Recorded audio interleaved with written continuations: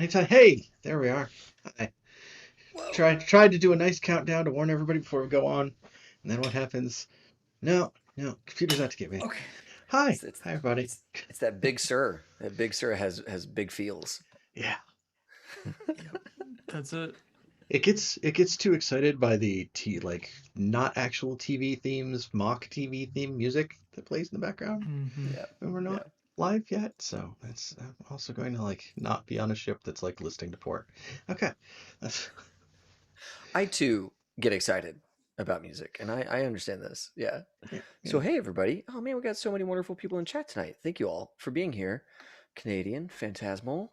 I just watched Andy do the shout outs in the various discords we're in. And while Andy's picture popped up, a bunch of different names popped up as he did it. Then I It's half the forgot. fun. Yeah, the nickname per server meme that y'all got going on in the Jabron environment is fun. Yeah. Very interesting. Thank goodness you all have different icons because I couldn't tell you apart otherwise. That's right. Well, There was a that's not day. always the case. Yeah. I think I missed that day. Sometimes it's all the same. So hey, High Shelf Gaming, and we're gonna be playing Brindlewood Bay, and we are, as always, joined by our lovely friend Andy. Andy, you're not in the States right now, which is exciting. No, I'm not. You're in an undisclosed an spy location. undisclosed location. Irene is currently in the deep cover. That's right. If But any you come Political to us figure from. goes missing over the next week or so. It's fine. It's fine. It's fine. It's as it should be, really. So yeah, thank you for joining us from the Jabroni family and scene. Happy is- to be here. Yeah, it's really fun. And we'll do shout outs and all that kind of stuff towards the end where we plug all of our cool stuff. We are, let's see here, we're rounding the corner on the end of this week. Friday is Mass Effect, which is going to be pretty cool. I'm going to bust out a whole new character, a whole new Vorcha out of the tribe because, every time we're done with a mission, that's an opportunity for me to invent a whole new being and bring them into existence. And then on Saturday morning, there's going to be some character creation for Taylor's new D&D game, which is going to be super cool. Do we know the title of the thing yet, Katrina? So we're playing a module called Hecna, Hecna. Okay. which is it's a 5e rule set, but it's by the Humblewood group, I believe. Right. So it's got some adorable action going on in there. No, I don't think Oh. adorable is a good word for it. Cool. It is a Hecna Cosmic Carnival horror campaign setting for 5e D&D. Sweet. Okay, so not Was the adorable. Kickstarter the name. Other way. Yeah. Awesome. Yeah, I'm excited. So y'all are going to be making characters for that Saturday morning. I don't think we're streaming that, but work is happening. Yes, I'm not sure what the decision on the Yes. streaming is yet. Yes. Oh, But I know that exciting. Taylor has to be at something else that Yes. afternoon. And that afternoon, we're going to be streaming live with Artel Sorian and a bunch of other cyberpunk content creators, and we're going to be talking about running cyberpunk campaigns as part of GaryCon. And anybody who doesn't know, GaryCon is a big convention in memory of Gary Gygax. It's run by his son, Luke Gygax, who the day before will be playing cyberpunk with Mike Pondsmith. And Luke does a bunch of events during his convention. Luke's a pretty cool dude. He rolls with... I don't know, all those Hollywood celebrity D&D fans. Who's the guy Lillard. from True Blood? Joe. Oh, Joe Manganiello. Manganiello. Yeah, Mm. Manganiello. And then Go is Mango it Jello. Mango Isn't it Joe. Oh, that's Matt not nice to Lillard? his last name. Yeah, Matt Lillard is Yeah. the Beatles Shaggy. guy. Mhm, You know, mhm. Yeah. Or from Serial Scream, killer. the original Shaggy. Scream. Yep. The original Thank you if you're Scream. that old. Or hackers, right? Look, Hackers. Okay, SLC Hackers Punk. is Yep, the yep. Serial killer Yeah, is his yeah. character in Cyberpunk, so that's See, Yeah. I just know Shaggy. the live action Scooby Doo movies that changed my childhood. Yeah, as well they should have. Yeah, no. Open They many were an doors. experience. I just saw him in what was it? I finally got around to watching the third season of Twin Peaks that they did a couple of years back. Oh, He fun. was in that. That's He just did a horror Fantastic. movie last year, came out. Hmm. But either way, He's my doppelganger. When I was growing up, everybody said I looked like Matthew Lillard. I've now packed on a bunch of facial hair so I don't look like him anymore. And it I think helps. he's also packed on a lot of. He faces. does Damn it. too. So yeah. what is? Damn it. He needs to stop. Stop copying me, Matthew. Matthew Lillard said, "I'm going to grow some hair so people stop confusing me with High Shelf Dave." There it is. See, Yes. yeah, that's right. You need to stop it, Matt. Come on. Oh boy. Okay, so yeah, let's get into Brindlewood Bay. Last announcement. Rounding out the weekend on Monday is Shadowrun, put on by Katrina. Saturday evening is Aegon too. Saturday evening is Aegon. Oh my God, so many things. Featuring- This is the weekend of busy. We're going to be so is, busy yeah. this weekend. Ethan especially, because he has like 6 games. Yeah, something like that. I lose track, but yeah, Aegon's got the all new Roll20 module that David Yay. was so kind to bestow upon me. The compendium The that they just released. compendium. The compendium and the module, and the module has like all the islands like already in and set up, and Yeah. I can just drag it out onto the map and get the character sheet and just roll strife straight from there. I'm super excited. Yeah. So yeah, busy weekend. Just tune into this and leave it on because there's gonna be something going on, right? And you're good. Yeah, just leave it. Just leave it on the background. Do some chores if we're not on screen. That's right.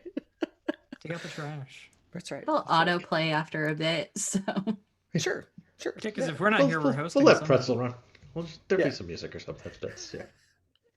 Exactly. All right. Cool. So, Mike, get us into Brindlewood Bay, the world of the marvelous murder mystery Mavens. The Murder Mavens. Yes, the Yes. Murder Mavens Mystery Book Club, which is what everyone's character is a member of.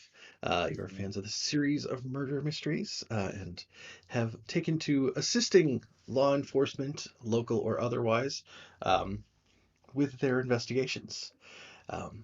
With or without their approval. Yeah, pretty much. Well, Um, we just couldn't help but notice Yeah. Yes. just a couple things. Yeah, that's just. I thought I saw the speech bubble. Yeah, so last time you solved the mystery of one of the hosts of the Jolly Good Baking Show being murdered while you were on it. Before that, we did like the rich guy who fell in and drowned off his family yacht in the bay. And this time around, we'll give everybody a chance to do their cozy scenes, and then we're going on a little bit of a road trip, because based on having seen everybody on Jolly Good Baking Show, the next town over in Brindlewood County is actually significantly larger. It's Faversham. And every year at the Faversham Farmers Market, they have a fudge contest. And because they saw you on Jolly Good Baking Show, you all have been asked to help judge the contest this year. So we'll be going to the big farmers market in the bigger town to go to the fudge competition. Francis is stoked because that's how it goes. You go from being a contestant to being a judge. That's the right order of things. Now with the proper clout, Francis can shine. She didn't do so well in the competition. She had some setbacks. Yes. But as a judge, she can be tough but fair. Tough but fair, yes. Give out the handshakes, but only sparingly. That's right. Yeah. So yeah, sorry, going through the cheat sheet of like, here's what you do at the start of the session. Don't have any cliffhangers at the beginning of the session. So one of the things that we do want to do up front is have everybody pick your XP triggers. What are you going to do that's going to give you those precious, precious cookies at the end of session? Where there's always one that's always checked, which is we solved a mystery, and then there's 2 more that everybody gets to select on a per story basis. I think this week it's going to be back to the old favorite, secretly undermine the authority of a local official. Yes. See, I never picked that one because I already know that we're gonna have 1 to 2 people pick it, so I'm like, I gotta pick something else. You got to pick it. I'll take a step back this time, and Okay. That gives room. All right. See, and I might be able to knock this one out in 2 and 1 because I have secretly undermining the authority of a local official and sharing wisdom with a young person. Ooh. You got to teach them early. That's right. Those Mhm. Much officials. like my high school English teachers that this character is based on. They taught me early. Fuck the man, fight the power. Nice. Your English Uh, your English teachers were like the members of Public Enemy. That's like It's so weird how that worked out. Yeah. fight the power and They- 911 is a they joke. wrote for That's them. all you They need to wrote for know. them. Yeah, that's What's up, Take? I got, did you show someone that you've still got it, and did you dote on someone? All right. I am going to share the memory of a late family member, and I'm going to show. Oh, you know what? No, I'm going to do act like a woman half my age, because nobody took that one, right? Mm-mm. Yeah, I'm going to behave like a woman half my age. And I think that going to a fudge eating contest, there's going to be ample room for that. Not and fudge eating and with your fudge new making move. contest. I'm sorry, what did you say, Mike? I said, and with your new move, that's going to be a good combination, right? That's like, Oh yeah. yeah, Oh yeah. yeah. Yeah. That's I got a new machination, a new way to earn points in the game. Excited. My secondary shall be, did you show someone that you've still got it? So I think we'll jump in on that one too. yeah. Then I know I want to give everybody a chance to frame your cozy scenes, if there are cozy scenes ideas, because I know I heard rumors there's at least one plan in the works here, and I don't want to step on that just by like, no, we go directly to the farmers markets. No, we have that like section before the opening credits, and then the credits where you show up at the market. It's like so. Yeah. Yeah. So Andy and I were going to do a cozy move at Opal's place, her little haven, the sewing room with all the things in it. So it definitely has very well organized sewing craft stuff, but it also has like antiques and like pictures of family all around it, because you have to have your family around you in your most favorite of places. And so Opal had just finished pouring some tea from an antique, or at least vintage teapot, for Irene, saucer and all, and had just sat down to talk with her.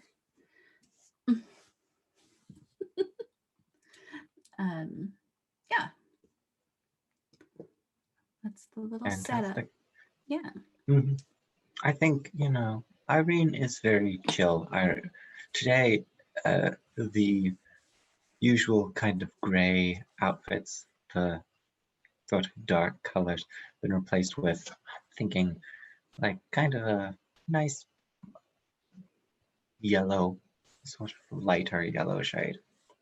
So something a little more springy, I guess, despite the late summer season. And Irene will definitely sit and kind of take part with the tea, but will get antsy a little bit and start wandering the room just to kind of look at all the knickknacks and everything just while we talk. Yeah, and she'll Opal knows that that's a thing that's going to happen, so she kind of has hand sewing next to her so that she can hand sew some stuff while she's chatting. And I think we technically have to do the move itself, right? Yes. Okay. You get to choose 2 and I get to choose 1. Fabulous. So I think, Opal's just doing her like stitching as you're wandering around. And I think she kind of just asks, I know you said you traveled a lot for work, because you're a travel agent and all. Did you do other work while you were traveling? It seems, I always thought that just you sat at a desk and like you bought tickets for everyone, but that doesn't sound like what you did. You've traveled so far. I'm just so curious, and I've never been like anywhere. So How dare you make her answer truthfully about her backstory. This is Opal. She'll like not know half the words you're saying, so it's fine. Oh, definitely. And to be fair, although Irene trusts all the Mavens explicitly, like without question, Opal is the one that Irene does feel the most drawn to open up to.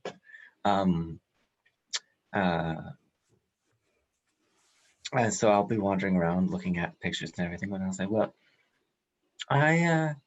you know, when you're traveling around, you have to be sure to get a taste for all the local activities, see what's going on, and, you know, lots of popping in and out of places to see if they're good, you know, recommendation spots. Is this a good restaurant to send people? Is this a safe neighborhood?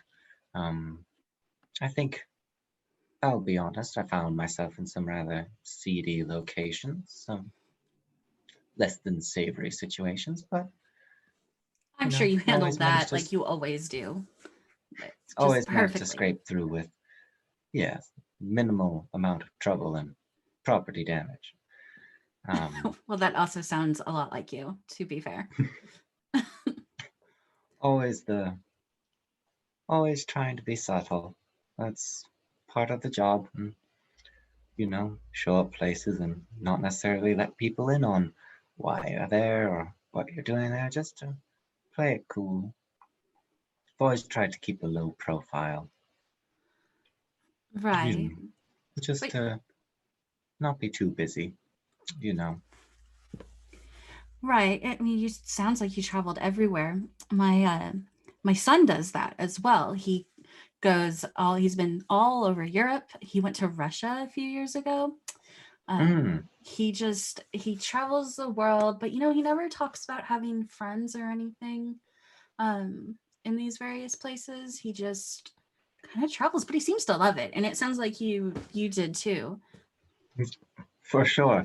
I think at that point, I will reach the part of the bookshelf where there is a picture of your son. And Irene will pause on that picture for a good 10 seconds and just kind of let the silence fill the air for a moment. Mm-hmm. Then I'll say, this wouldn't happen to be your traveling son, would it?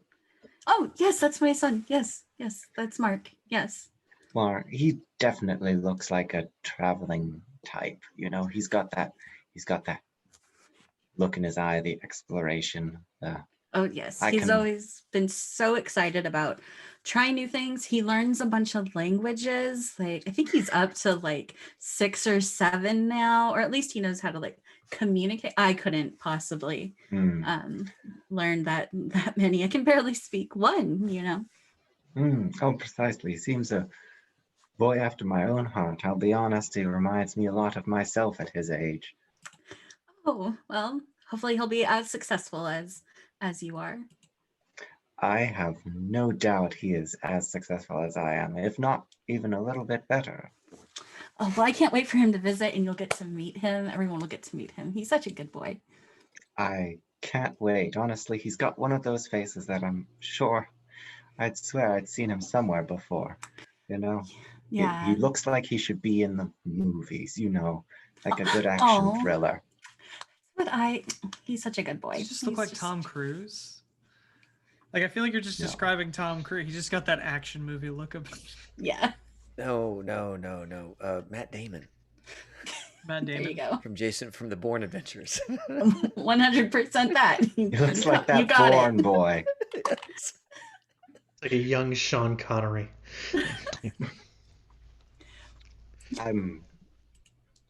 I dare say that he and I are probably in a very similar line of work.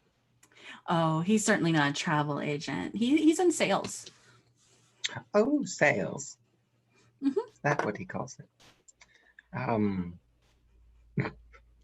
I'm just going to trail off. The last part was very under Irene's breath. Very subtle. And you see for a moment, like it pulls back to like a mental image of Irene writing down in her notebook, and it says, come up with better backstory. And then it zooms back into the scene. So I'm going to take that moment to come and I'll come sit back down. I'm not antsy anymore. No, I'm sure that's better. So tell me, Opal, how close are you with your kids? Do they come round often? Are they all sort of world travelers like Mark? No, just Mark. He has always been interested in different cultures and going around the world. Like I could barely keep him home when he was in his teens. He just wanted to go everywhere and do everything and be involved. He took so many school trips. But no, my oldest daughter, she's in Nebraska. I go visit, I go visit her every summer and spend time with the kids. And like she'd point to like a family picture with like 3 kids and a happy looking Midwestern couple.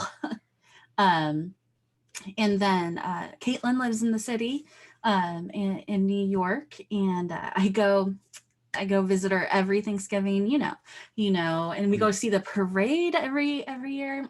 New York is it's a dirty city, honestly, if I had to be quite honest about it. But there's always so much going on, and it's that's always fun. Super busy city, lots of big crowds.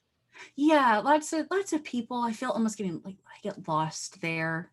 But my daughter It's is easy great. enough to lose someone. Yeah. And then Mark's my middle child, and yeah, he just he doesn't really have an address, which is so frustrating to have to send mail to a PO box. Oh, for sure. But his company keeps him moving around. He's never in one place very long, couple of months maybe. That's definitely, the traveling life keeps one busy. It's certainly a strain on family members, for sure. But like I said, he's a good boy. He calls in when he can and occasionally, but he used to send letters, but he doesn't really do that anymore. But I'm sure what he's doing, he's really making his place in the world. Oh, I'm sure. I'm so proud of him. I would be proud of him too. Aw. Thank you. That means so much coming from you. Oh, absolutely. I am going to momentarily stand up and walk over just to see if I recognize anybody else in any of the other pictures, which I don't, and then sit down disappointed. Oh, just the one. How many operators has she made? Just the one. All right, fair enough. Not a family of spies, just the one. It was Opal the ringleader all along. Yeah. There's a disappointing lack of spies in this family. I was under the impression that if you had one spy in the family, the rest had to be spies. But it's all Opal. She's just a facade, right? Just the not quite there is just a facade. Rats, I should have used my question that you had to answer truthfully to get to the root of this. It would have been a very boring answer. Who do you work for? Who do you work for? See, Opal's like the KGB sleeper agent is what it is. Right. I'm just waiting for the I'm accidentally going to say prawn cocktail at some point, and Opal's going to try to kill someone. Yeah, they sent her over like way back early Cold War. They forgot about her. Yeah, they misplaced her. She was her programming's so intense. California. She just doesn't seem all there because that programming just took hold way too strongly, and they don't know that if they can even wake her up at this point. They can't. She's too Midwestern. Yep. They put her into too deep cover. That's right. Right. Yeah. So I think I'm going to count that as my question, and then you asked a question, so I think you also get a second bonus you can utilize. Right. I don't really think the second one is one I want to force. How about can we stumble on a clue? Or is that too early? That doesn't. Sure. Let's see what we can find. Irene Maybe like a opens the newspaper clipping or an I was gonna say invitation. Irene opens the newspaper directly next to Opal, so that Opal's just sitting there looking at newspaper. Well, of course. So Hello, what's this? Mhm. Glasses down. I've got one here you can have. Yeah. I think there was a time recently where you were at Candlelight Booksellers, I think is the name of it. Mhm. Which yes, Candlelight Booksellers, because the guy in charge of it is Ichabod Candlelight. But he had a used book that had come in that he sold you. He wasn't paying a whole lot of attention. He was on the phone because like he had come in originally trying to get like, oh, when's the next Gold Crown mystery coming? And he's like, oh, yes, that's very strange. I should try to call and check on that shipment. And they're calling. He's like, I got some used books over there. You could try checking. I was like, yes, I'm trying to check on the shipment truck from such and such. It was supposed to be here on Tuesday, and to shreds, you say? Oh, well, that's really sad. What about the drivers? To shreds, you say? Well, I hope we can get that delivered soon. Like, and he'll hang up, and you're like, yeah, there's used books over there, and one of them that you pick out at the time. Some solid Professor Farnsworth you just channeled there. I love it. Thank you. Yeah, so one of the books that you pulled out of the pile was a book called 5 O'Clock Stranger, a romance novel by Vivian LeFay. That only now that you've like here at home and like kind of have it thumbing through the thing, you've noticed that it has a handwritten note inside. And he said that it came from somebody who was visiting from Faversham who had sold it. Fabulous. Yes.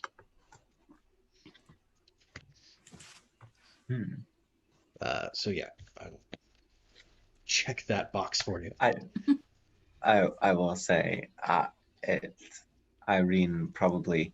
The way it works is Irene would have picked up the book and said, "Oh, well, I didn't know you were looking for some extracurricular reading," and then open it, and then at that point, like the piece of paper would fall out with just like the information of the person who sold it for Opal to pick up.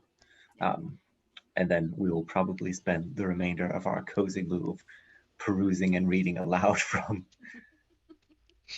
this rather saucy romance novel. Oh, I can remember back in the days. I should have had like something from like Chuck Tingle to be like, yes, and it says like, you know, yes. No. No. I don't think we can. I don't even think even we're allowed to say the titles of Tinglers. Yes. They're great. Into Brilliant. the Tingleverse. Yes. They're very good. Yeah. That's on the shelf over there somewhere. We play that one the next time we need a break between campaigns. There is. Yeah. Maybe it's part of No, like a Patreon no. stream. You gotta pay to show for that one. What do you roll for in that game? Like I don't. Hey, you know, there's demons coming through from the void, and you gotta try to roll for circumference. save the. Let's not all get I'm into a gonna talk say. about that game. I will let you know when I find out anything. It will. You can play like, you know, a sentient motorcycle though. Sometimes good stuff there. There's Anyway, other things you can do with it, Ethan. It's not all just Yeah. naughty stuff. I was gonna say, Plays an Dave, avant-garde I'll let you know breadstick, when I want to apparently. run this game. High Shelf Mondays are Tinkle days. no, that's Shadowrun. We don't want to. Don't cross the streets, Cross right? the Like streets. No, do not tingle the Shadowrun. yes. Speaking of Brindlewood Bay, though, Ethan or David, did you guys have did I do. Mavis or Francis have a cozy move or anything they wanted to hit on?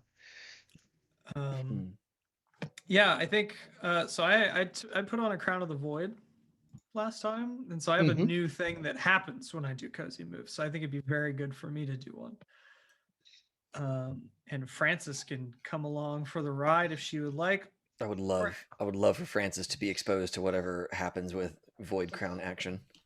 Okay. Yeah. I think for this one, Mavis is finishing up a piece of furniture to go like put on auction somewhere for like some sort of charity. It's probably for like a PTA fundraiser or something for Brindlewood High.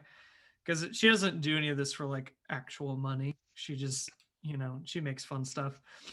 And I think this one is like, I think it's a chair with like all these attachments. So like cup holders and a footrest, but they're all made of like other pieces of furniture that she's like repurposed and like fit together. And so it like has this very like hodgepodge, almost like steampunk looking aesthetic because of all like the weird stuff she's put on it. Yeah, and I think she was getting Francis's opinion on some of the like finer design notes, because she's doing like the decoration now, making it look good, making all the pieces fit. And it's like, and she's just like, well, Francis, I just don't know what to do because I'm not just going to put, cogs and gears on this thing if they're not going to move. I just don't know. It's got to be functional or else it's just pointless, right? Absolutely. Form over function has its place in the art world. This has a very Clementine feel to it, with all the extra amenities that you've included in such an interesting way. The way that they kind of fold together and collapse.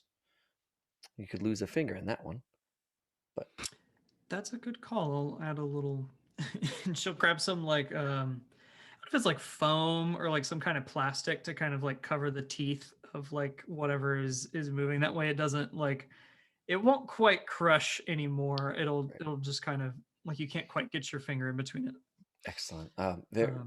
Already much more of a Mario Bellini piece here. This is a quite the structure you've put together. Yeah, and I actually used one of your paintings on the top of the footrest there. I thought I wanted like maximum wear and tear so that art can really come through. I figured the footrest with its moving and shoes and boots, things like that, and make for a very interesting kind of progression. That is, your application of my art is so interesting to me. There's so many layers to this because as they wear it, the top layer will be will exfoliate away, and then the truth beneath will become apparent. Yeah, that's right. Absolutely. That was the idea anyway. It's I'm trying some things. Art's not really that kind of art's not really my forte, but I like putting things like this together. Oh no, you have an eye. You have an eye. Oh, you're too kind. So my thing that goes along with this is called let's see, a shadow in the garden.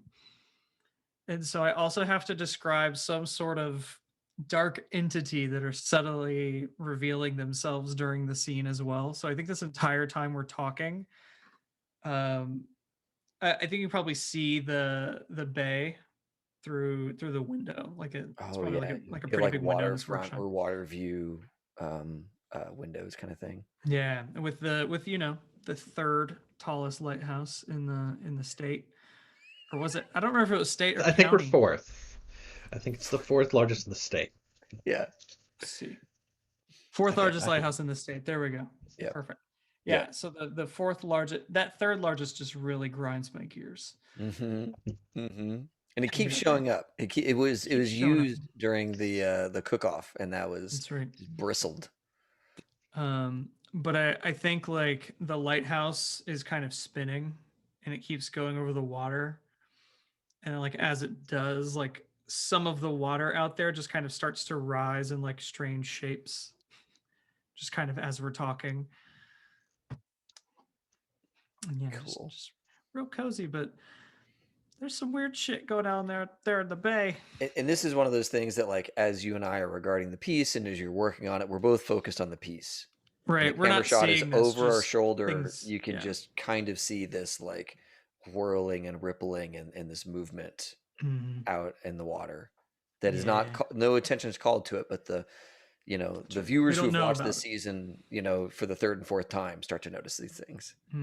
That's right. Yeah, I mean that's how it's subtly revealed themselves, which is very And I think like even the water is kind of a slightly different color, like every time the lighthouse kind of crosses it. Yeah, that's not disturbing at all. Oh yeah, just a little bit, just subtle. Just that one tick on the voidometer. Yeah. Just one. But yeah, that's all I really had. Just making a weird piece of furniture, having some weird shit pop up. Okay. You do get to like pick from the stuff that happens when you do cozy move.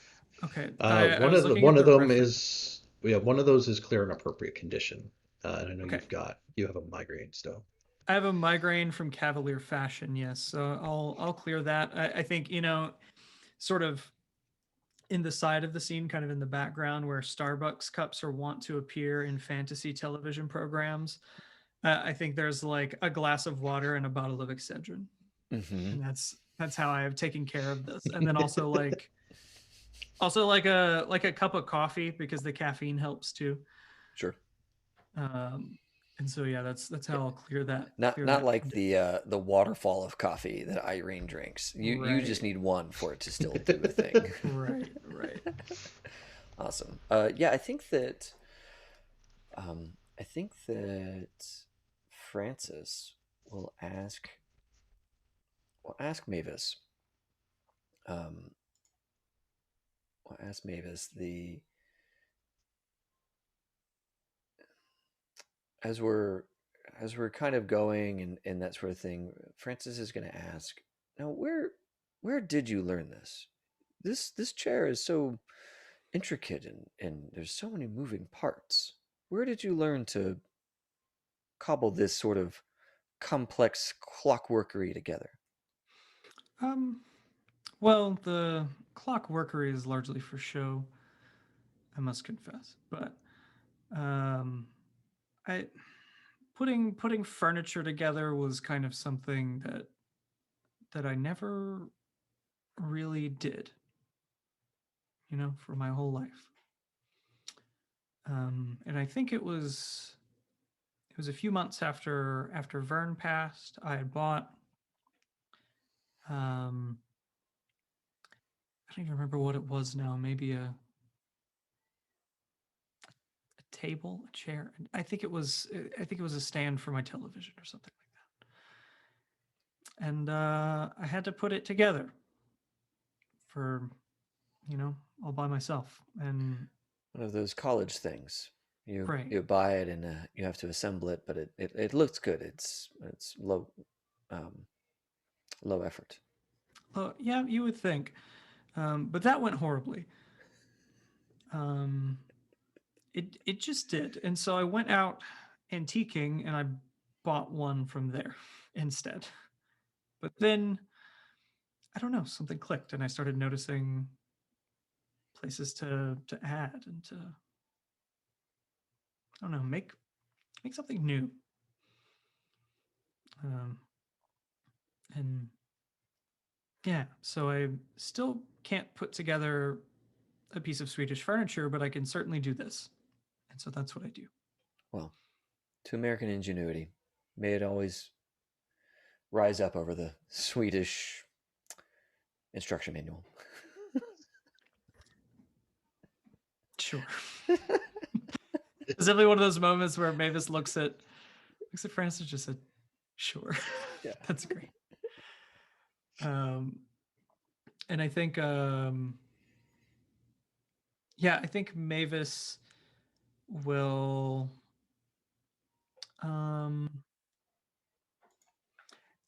ask Francis a question too. I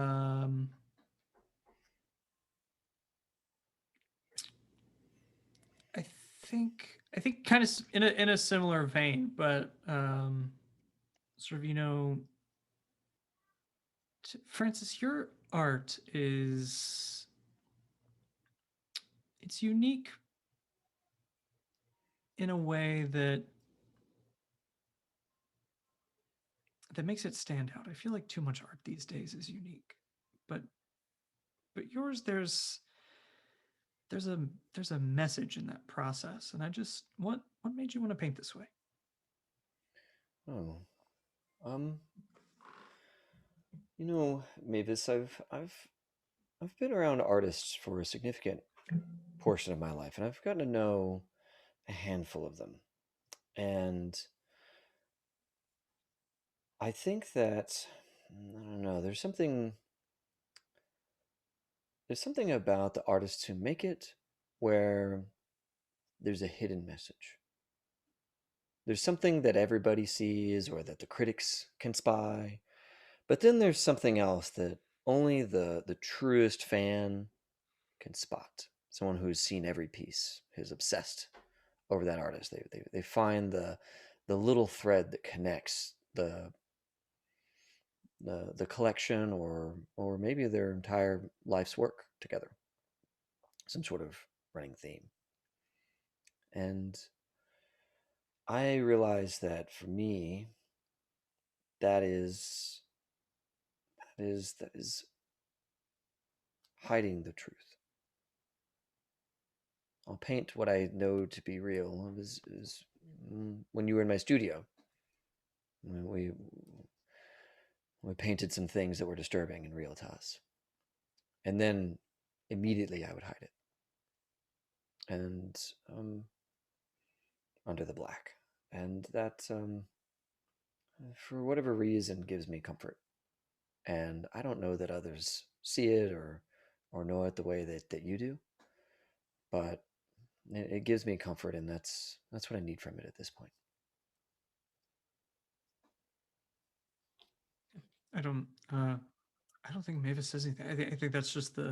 It's just the nice like kind of nod and then going back to work kind of deal.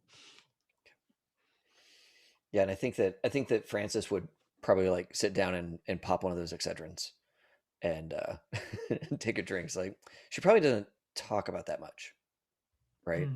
And that's like revealing that kind of stuff almost feels like a magician giving up their secrets in a way, Right. And so there's probably this she's probably at both times relieved to be able to say it in this like safe space, but also kind of scared that it's out there into another person's brain, kind of thing. Yeah. Oops, sorry. Didn't mean to like punch my microphone. Sorry, guys. All good. Yeah. Furthermore, bink. Yeah. Mic check. Bam. So yeah, I think Francis is not Francis. My God, yeah, Francis is very, very briefly having an emotion, like an existential like quandary, while we drink coffee and sit quietly regarding your new furniture piece. Yeah, and it's got like a fan attachment. I think this piece of because it's all like stuff that Mavis is antiqued. Right. So it's like old, like rusty fans and like with and like a copper or brass cage around the blades kind of thing. Oh, cool. Yeah, and she's had to do a lot of work to make it like not lethal. Because like those fans just always look so like just tetanus. They just look like tetanus. And so it's they got the panel in the cage is just big enough for like a toddler's hand. It's like I was gonna say you're selling it to raise money for the PTA, but it can't go to a house with kids. Yeah, it should. It can. It's got stuff like now that Francis is here, it probably can because we'll find all the deadly things. But yeah, there's been like little extra bars added onto the fan and like nice. Sanded with a couple coats of paint, stuff like that to make sure it's not like rusty and sharp. But yeah, cup holders, footrest, fan attachment is perfect. And it's probably got like a battery mounted on too. She doesn't do too much with the electronics, but she can attach things to batteries, and that's about as good as it gets. I think the last like kind of comment from Francis would be, now that it's complete, I just know that Baxter would love this if you were with us. And that'll be all. The hand on the knee. Yeah, kind of deal. Perfect. That's very much that's very much like a guy's like I'm gonna sit and watch my game, and I got all the things I need. I got this tray here for like my chips and dip, and my like other thing over here for my beer. And then there's this fan for whenever the game gets too intense. I'm starting to do that like fan sweat when I'm like really into it. The fan sweat. And wired up with those Freon tubes from the back of a refrigerator. Yeah, there it is. Oh yeah, maybe the part under the seat is like just a mini fridge. Yes. Like you don't even have to get up. You just go pawing down the side. I mean, I feel like I'm living large, just having one like right over here. Yeah. Like I can't imagine having one built into this chair. That's too much power. Too much power. But yeah, this thing's probably so heavy. Oh my god. Right. Yeah. We need to get a strapping young man to come and move. We'll go find that waiter. Yeah. We'll catch him on his jog, like the marina. His mid-morning jog. His mid-morning jog with like just the 80s like athletic shorts. Mm-hmm. Yes. Yeah, no, he's got the 3-inch inseam shorts. The wristband. Nothing else. The wristband, right? The Apple Watch. Yeah. Well, no, like the big, or like on the other side, the big fuzzy wristbands from the 80s, like the terry cloth ones. Yeah. Yeah, exactly. Yeah. It was like, Atlas, come here. We have something for you to move. Yeah.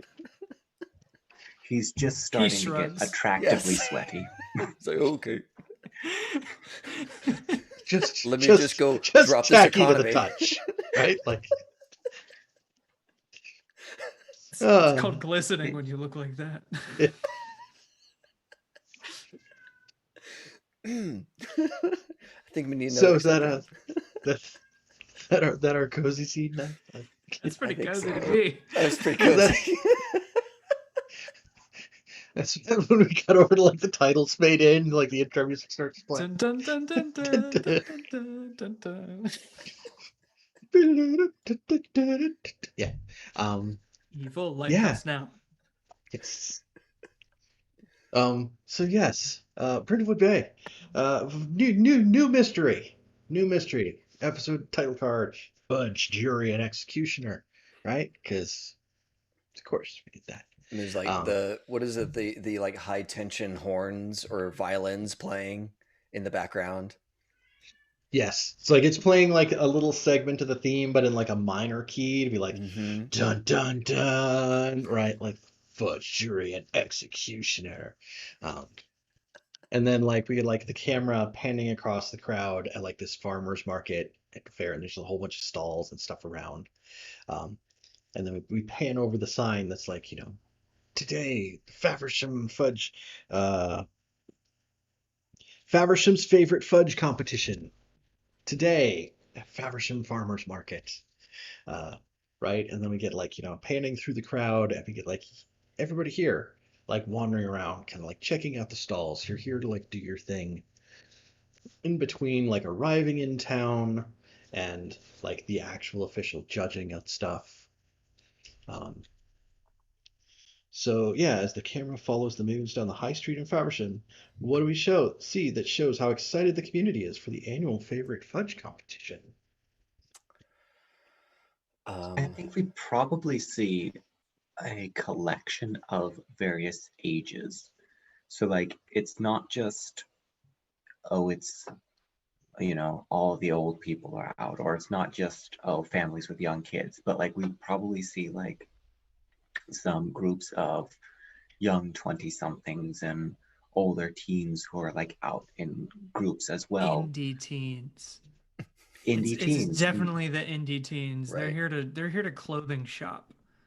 Oh yeah. There's lots of big floppy sun hats and short shorts and the long droopy tunics. And there's just lots of that sort of, but it's like young families and old couples and indie teens and hippie 20-somethings. So it's like TikTok bisexuals. Yes. How many other groups can we name? Oh, there's very heavy crossover with indie teens between that and the TikTok bisexuals. There has to be like the goth kids that are there ironically. You know, Yeah. like secretly they love the fudge thing. You know, they Yeah. always leave us some fudge, but they are here to provide snide comments and irony. You can see them a mile Exactly. away because they have like lace parasols. Yes. Mhm. And like one Well, of the, are they Black like lace, vampire black lace. goths? Are they like vampire goths or are they like Oh, like No, so vampire there Lolita is goths. They have the big, Oh, definitely. the big huge dresses with all the lace and everything. Yep. the like so there is cravat? definitely one woman here where like her hair is cropped real short and has like some parts that like stick up and then like dyed purple. And she's got like some dark lipstick. She's got like an eyebrow ring. She's got like this like crop top shirt, and you can see that she's got a tattoo that's just like a black bar, like it was to cover something else up or something like that.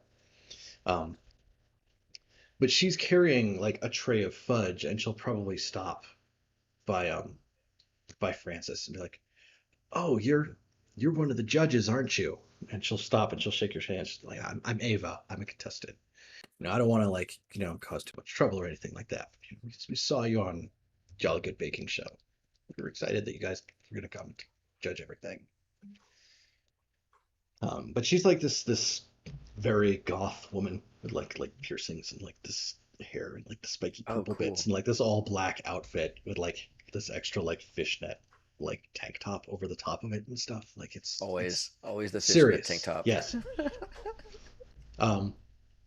Big like the chunky black like platform combat boots in the middle of like whatever early summer this is at the farmers market. Like we're real excited that you guys were willing to come here and be judges for the competition. Look forward to getting to talk to you later. I gotta go drop off my entry. Well, she was nice. Yes. Oh, watch her walk away. Opal is the type that will stop at every stall at a farmer's market and talk with everyone. Yes. Okay. So, and it doesn't matter if it's the multi-level marketing folk, she don't know better, out there selling their MLM products or the wind catchers or stuff. She just stops and talks. Yep. So There's like chairs made out of like natural edge cut pieces of wood and all that stuff. mhm. Yeah, I think one of the ones that you stopped by there is there's a stall for Tweety Dairies, and there's an older woman there who's working it, and there's actually a picture of her legend keeper for Darlene Tweety, a dairy farmer, who is she'll have the conversation, and then like eventually she'll be like, I thought you looked familiar, and now you're one of the judges, right? You're the judge. Oh, Tweety Farms, we sponsor this every year. We put up a bunch of we helped with organizing the competition, and I supply a lot of the local businesses, and we like to support the fudge competition and stuff like that. Well, that's fabulous. I'm so Yes. happy that you're giving back to the community. That's wonderful. Yes. I too grew up on a farm. I grew up on a farm as well. I'm very familiar with all sorts of animals and milking and all those things. And Francis will ask, now, Tweety, are you also a Vassar alum? Or did you go to school at, say, Wellesley or one of the other schools that started the fudge craze? She will kind of like nod, like, uh-huh. So did Opal. Mavis just looks at Irene. Opal just nods like she understood what that was. Cool, yeah. Yeah, Francis will Where's Vassar? kind of look Why around. Vassar? Fudge got its start in Vassar, yes. Wellesley picked it up.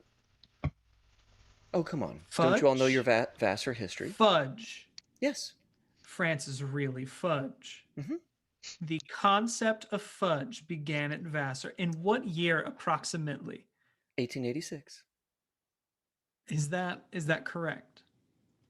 As far as I know. That's what we were told in Vassar. Is Okay. Irene with us? Because Oh, Irene. Opal looks Irene very is asking. confused at Irene. Oh, Francis, I didn't take you to be a Vassarite, as it were. I thought they were a little too, I don't know, traditional. And Oh. Irene is then going to step away from the fudge tent.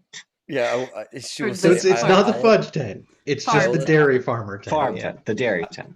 I'll admit I did not complete Vassar. I attended some Always the classes. rebel. But if I'm to believe the propaganda they gave us on day 2, then Right. Vassar also invented electricity and put the first man Well, on the moon. it's Like, that they didn't invent it. No, they popularized it. They made it something that people wanted. Sure. Irene will pat Opal on the arm as she goes by and just says, pay her no mind. She's just trying to look fancy in front of all these Faversham types. Oh, understood. That's I understand. Just say that you enjoy all fudge, but you've always had a special taste for Willoughby's and you'll be fine. Okay, I'll do that. Thank you.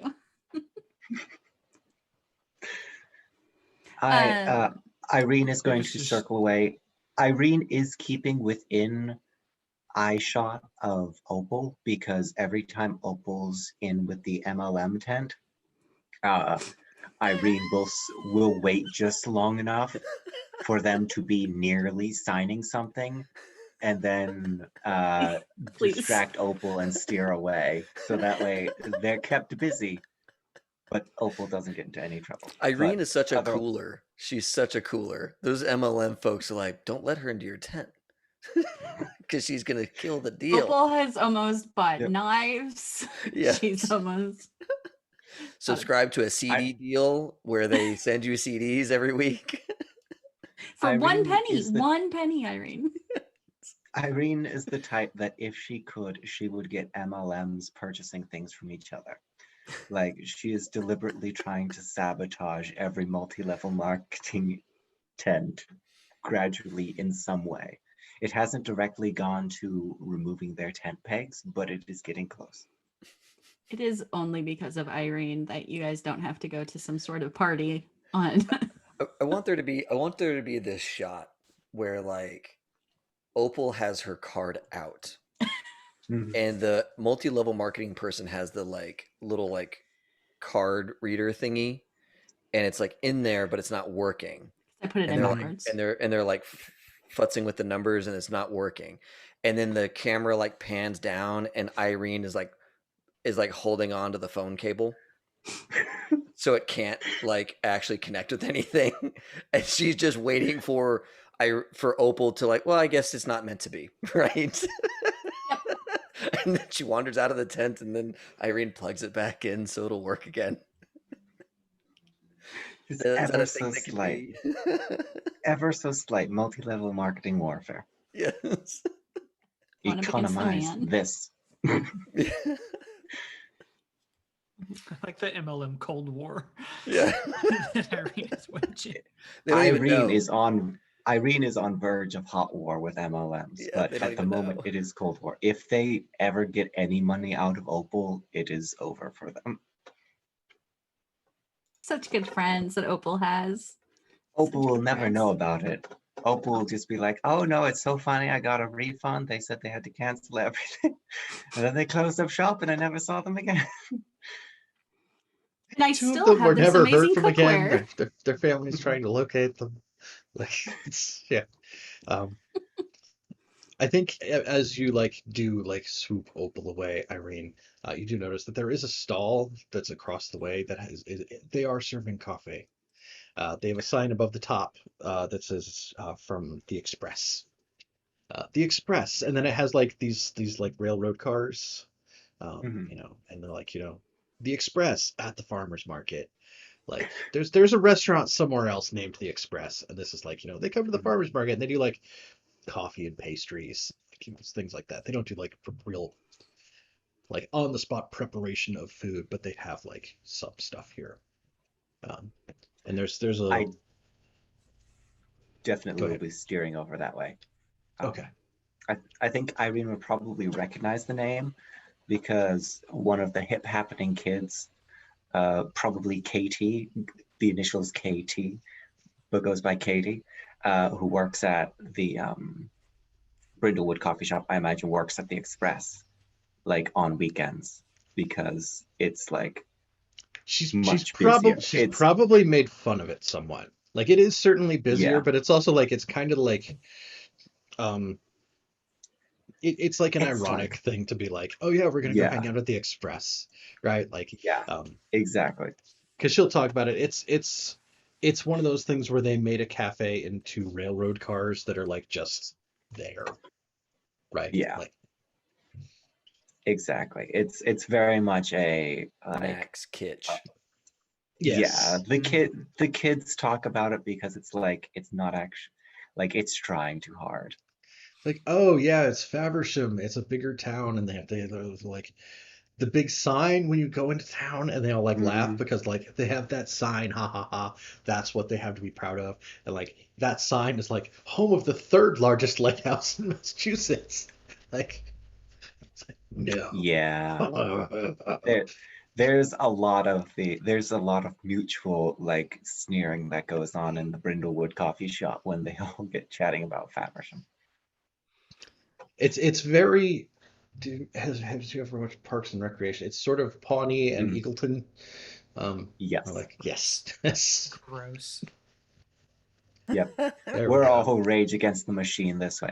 I will say that I imagine there's like some cross contamination between like the cool kids whose families are in Faversham, but who like come to Brindlewood to work because it is the much cooler spot. And it's like they're all like indie, edgy art kids, and they are Irene's scene. They are her eyes and ears on the ground. So uh, she would definitely be chatting with them as she goes along, but she's going to make a way to the Express because, despite its lack of style, coffee's coffee. Yes. So there's a woman running it. She's has long red hair held back with a wide ivory barrette. She is a little brusque in dealing with the people who are here ordering things. Um, but she does, yeah, coffee. Yeah, okay. Right. Gets a cup, Mm. like it's the little dispenser, like the aluminum dispenser with like the little thing at the bottom. Like, yeah. All right, that's 350 or whatever it is. I will do the 350 and then I will put a quarter in the tip jar and then walk away. I think Uh, she's not paying a whole lot of attention, but she does hear something happen, so mm, we get, thank you, right? Like, not like mm. she doesn't She seem doesn't. super really appreciative, but like it happened and I acknowledge that it happened. Cool, right? Like she didn't even She notice had to like how say, much it really was. Yeah, yeah, she said the thing she exactly. was obligated to It's say when subtle. you're like insert money, get thank you, right? Like that's what that is. Precisely. At least it's not I like to like evaluate. at least it's not like Cold Stone or Marble Slab. I can't remember which one it is where they have to Cold sing every Stone. time you put some. It's I just remember the terrible. joke. I just remember the joke that like if you gave a dime to like a dude on the street and told him to sing a song for you, he'd spit in your face and kick you in the nads. Like, but they have to do it. Doesn't matter what you put in that tip jar. They have to. A penny. They gotta sing. So terrible. Okay. I'd hate to work there. And it's the lady who works there got my coffee, right? There wasn't somebody else working there who got me my coffee. It was No, this lady. that was just her. And honestly, the Okay. people who you've probably heard talk in Brindlewood Bay probably talk about like her name's Megan, and she owns the cafe. So like anybody who Yeah. would have worked at the cafe would probably have like eventually said something like, the I was boss gonna say lady. Yeah. she feels like a annoying upper level boss lady. So I will, in that case, let it slide. I was going to look to see if there were any lower level employees hanging around, but I will check to see if she's selling any. No, the Express wouldn't be involved in the Fudge business. Okay, I will steer back around so that I can rejoin the rest of the gang, having obtained my coffee and gotten a measure of Megan, and I do not like her. Cool. in my Um, expert opinion. Opal also got a coffee. Irene would buy Opal's coffee. Oh, okay, thank you. She thought she's been. It's decaf. Just Absolutely. decaf. Irene knew that. Doesn't need that extra punch. Irene knew the decaf as well, and she will go back and order the decaf again for Opal, since Opal came up afterwards, just to get Opal the decaf as well. Okay. And will put an additional nickel in the tip jar. Thank you. Right. Like she It's has her subtle back enough, to you. It could It's be by another yeah. quarter. Yeah. She has her like back to you by the time you do it, and like just like yeah, just there was change. All right. That's it. That's it. That's just what she does. Yeah. I have to restrain myself from physically going in and taking my nickel back out, but I will go give Opal her coffee Thank you so much. anytime. I don't like her. So Mavis, I have a question for you. Ooh. As you were here and you were coming through town and you've been seeing some of these businesses here around the area where the farmers market is at, what symbol do you keep seeing in the windows of shops on the high street that disappears when you try to look at it directly? Oh, a symbol.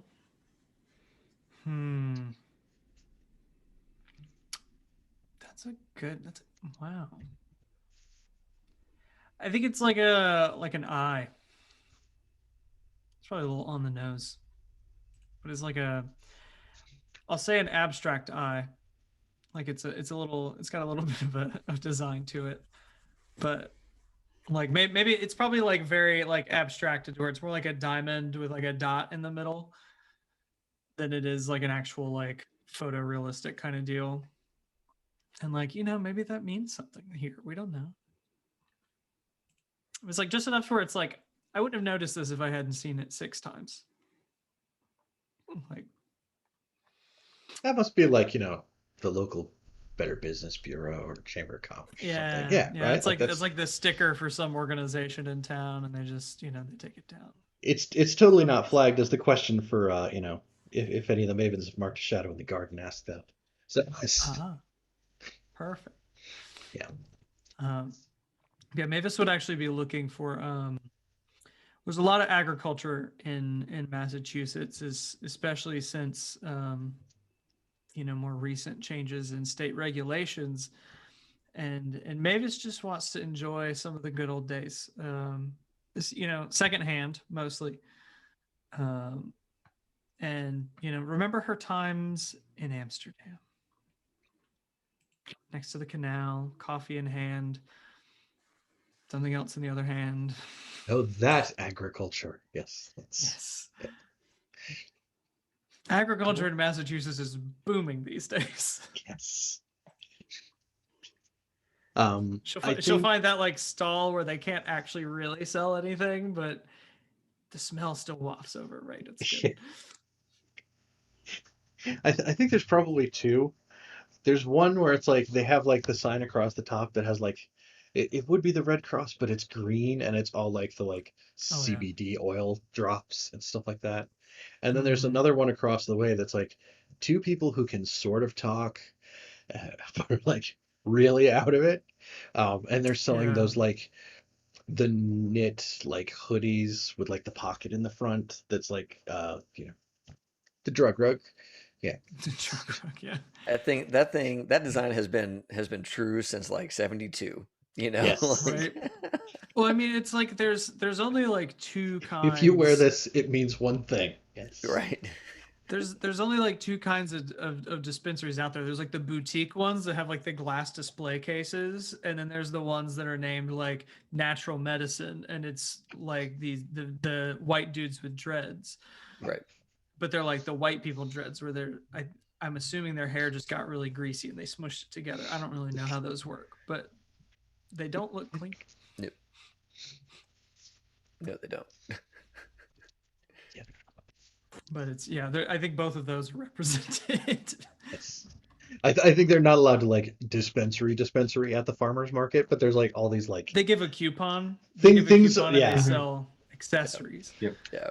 They have like the There's little stand-up holder with like the take one pamphlets that have like it's on Mhm. the corner of like Fourth and Jefferson, and you go, yeah, Uh, there's a white plastic baggie that has a pamphlet and a bookmark and a pen and the coupon in it.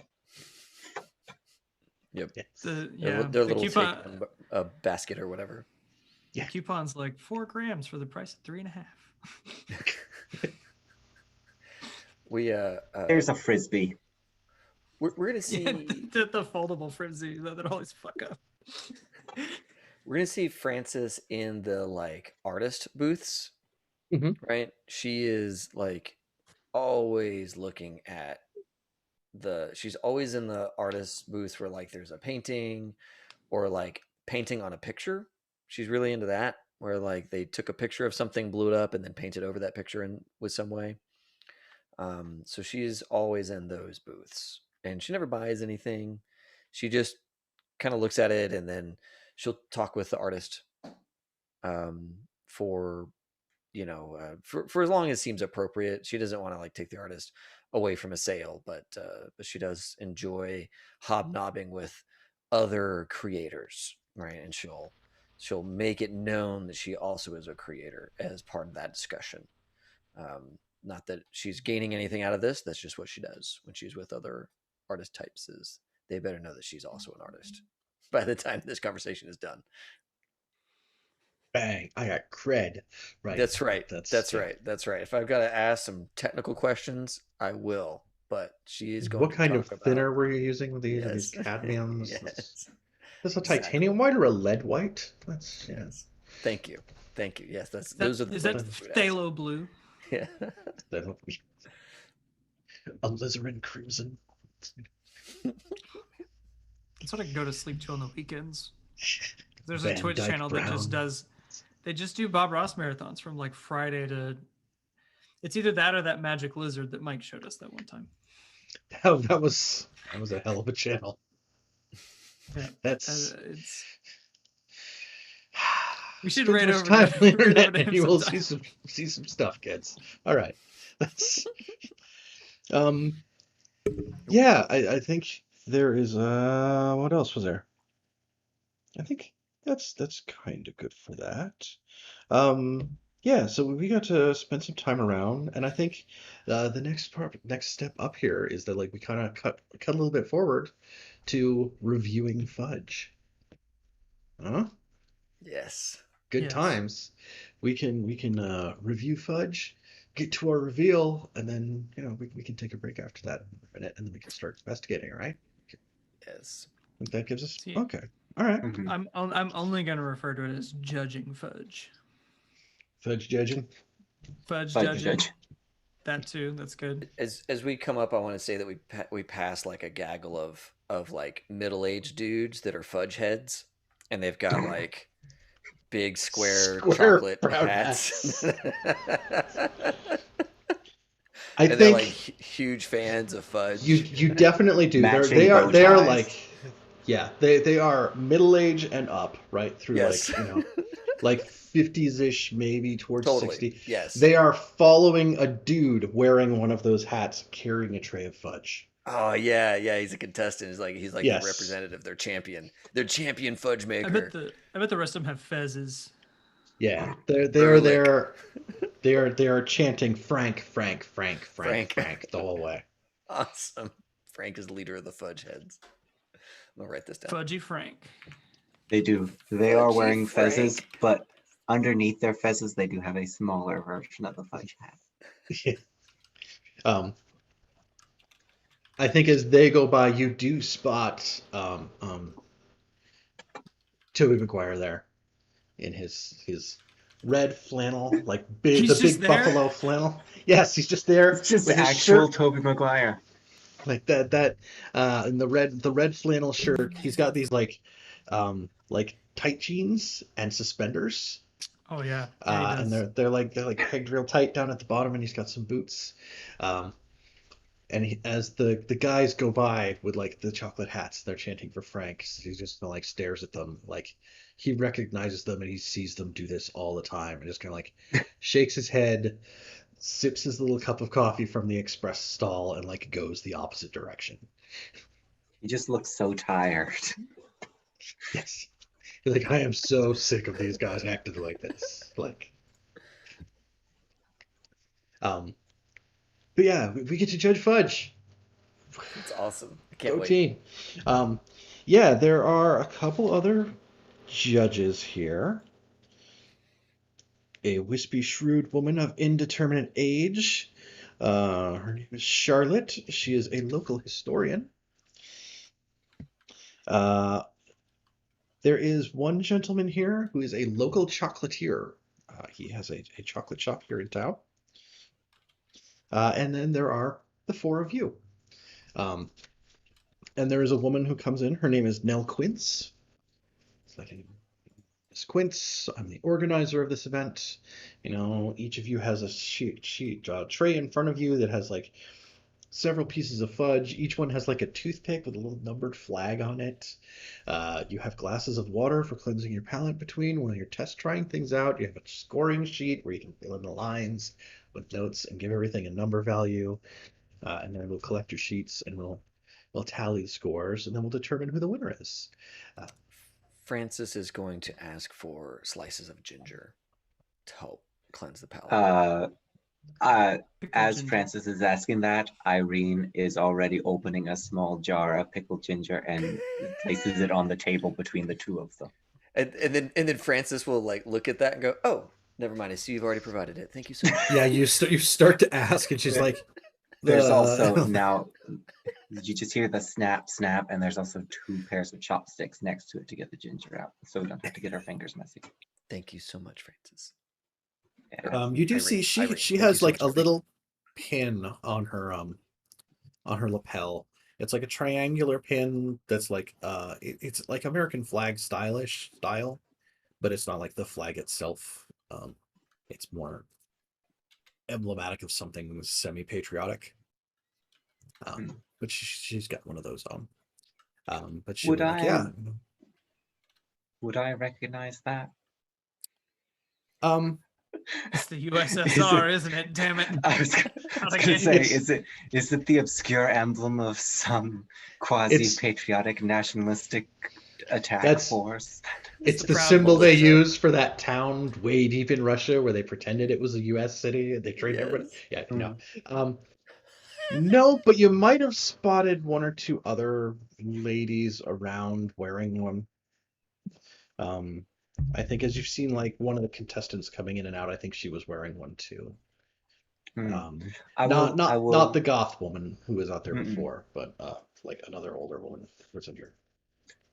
I will ask her where she got her pin because I simply love the style. Oh, she's like, well, I mean, we know who the murder mavens are, right? We're familiar with you. You're members of book club. I'm a member of a book club as well. We meet at the why am I blanking on everything already? Yeah, once a week we meet at the Express. And you know, we're called the Ladies of Liberty.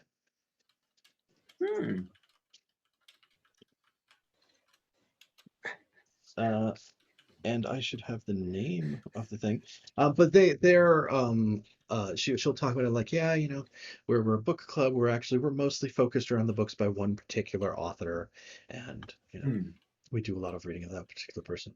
And it actually is the author of that romance novel that Opal bought, the used one. So they're certainly not as hip as the Murder Mavens, but they are the fancy town older women's book club that meets here. Excellent. The Ladies of Liberty. Quite an auspicious name, I have to say. Yes. So she will be like, yes, here are all your sample trays. They have the numbers. Again, you know, make sure you're filling in the right row on your sheet. We've had issues with that in the past, and you know, It's a fudge eating competition, and we're all here because we love fudge. We want to pick the best fudge, but we've had trouble with judges in the past who couldn't fill out their sheets right. And once you have to eat all of the fudges 3 times in a row, it's not as much fun anymore. So let's try to get all our numbers in the right spot this year so we can get it done in one round. Like, Mhm. Mavis it's or like, Opal leans over to like Mavis, like, how hard is it to judge fudge? Haven't um, tasted it yet, so I really can't tell you. It may be very difficult. well, then it sounds like Ethan has just volunteered to go first. Uh, so Oops, sorry. we get to go around the table, and each of you will get to describe your favorite fudge of the options that were presented. Are there? Do we just invent one? Go nuts. Yeah. You're talking to somebody who went to Branson and Gatlinburg, Pigeon Forge, pretty much every damn year since he was like 10 years old. So I have a long storied history, me and Fudge. Oh, I think for this one, I go with a classic Rocky Road. So we have a nice it's a darker milk chocolate, but still would be considered a milk chocolate as the base. And there are, marshmallows and maybe even some like chocolate sauce kind of like drizzled within it. So it's got like a marbling to it. With marshmallows and I'm trying to remember. Maybe some like probably some nuts, right? That's like a Rocky Road Yeah. thing. I have like nuts and marshmallows and stuff like that. And I think there's even some like shaved chocolate on top. So it's like, very nice presentation and very nice composition. The integrity is good. You get marshmallow in just about every bite, which is extremely difficult to do. And the crunch between the shaved chocolate and the nuts within just match perfectly with like the just gooiness of the marshmallows. It's classic. It's timeless. Okay. Then we're all on the screen, and I'm supposed to ask the person to your left. Like, what the? Let's say that's counterclockwise. So, Katrina, tell me a couple of adjectives to describe the fudge that Ethan was talking about. I'm supposed to ask you for 3 adjectives to describe that fudge. Crunchy, slightly crunchy.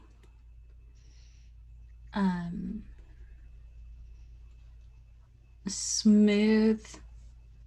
I'm gonna say a little gummy because of the marshmallow. Okay. Like it's good, but then you get like maybe just that taste, that thing in your mouth where it sticks. Too much marshmallow going. Yeah. Okay. And you got like marshmallow fluff like stretching between your teeth. It's just not a good look. It's in my throat. I can't get it out now. Yeah. Yeah. So then, Andy, which one is Irene's favorite? Oh. Irene's favorite fudge. It's Irene's character. Irene always has to go for the interesting one. Mm-hmm. And I'm going to say there's a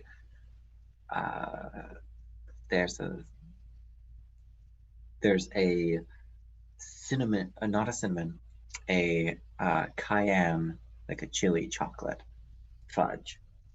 And it's layers of plain milk chocolate with a layer of the chili infused chocolate dyed a bright red color. And it's a few layers of that. And then it's topped with this sort of like caviar-like substance, but it's made out of like the spicy chocolate, but in liquid form, which you can do by mixing certain chemicals together. I think it's like agar, and something else.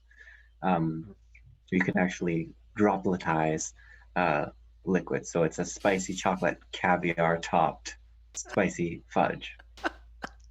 It's like this is what the fudge heads made.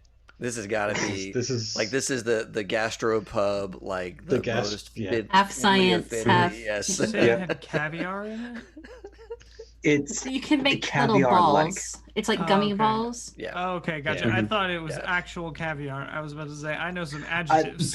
Yes. The Fishy. temptation to choose, oh, this one's a savory fudge, was very much there, but I decided it's going to at least be fudge-like. So it's Right. a spicy chocolate fudge with a spicy chocolate caviar topping.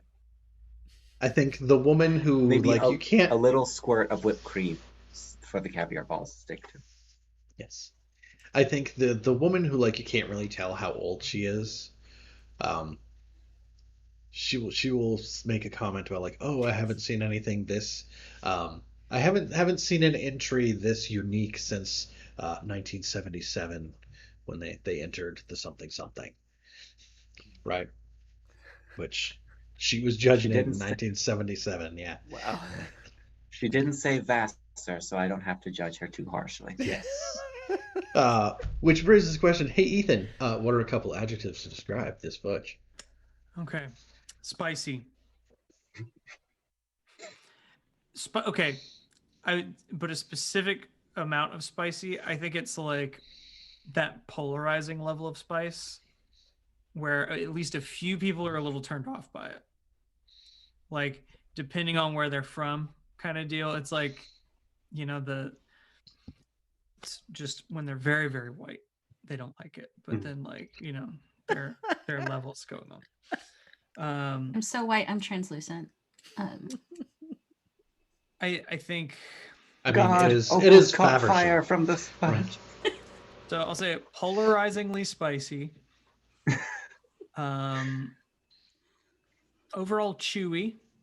I think it comes out with a chewy consistency. Just like the textures kind of meld together to just overall equal like a chewy, like a nice Mhm. chewy like cookie, but like a little, it kind of sticks a little bit. Yeah.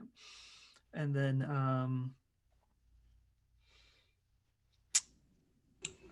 what is the third one?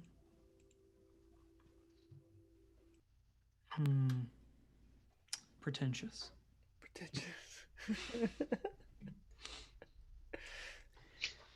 Okay. The indie teens won't like it because it looks like somebody tried way too hard.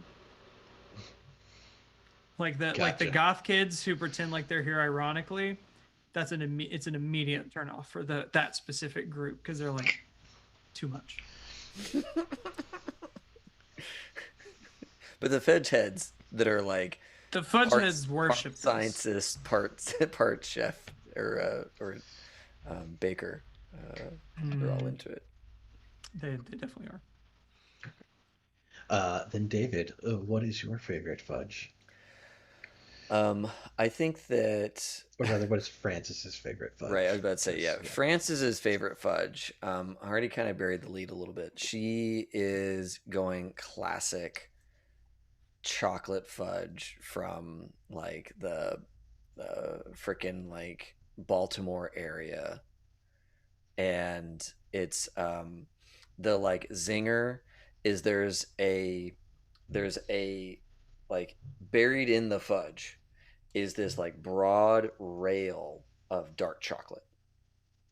So like you cut the fudge and it's like straight great chocolate fudge, like classic chocolate fudge, but then like when you bite into it there's this surprise snap and this like bitter chocolate down in there. And that's what Francis goes for. It's like, oh, it's classic and but still has this like zinger into it that she gets into.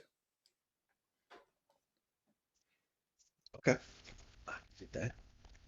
So then, Andy, what are a couple of adjectives to describe this secret dark chocolate hidden inside other fudge treat? I think sharp. I think the dark chocolate is a very, very almost shockingly dark, where it's like It's kind of like an espresso, where it's like when it hits you with that bitterness, kind of sharp flavor to it. I think overall it is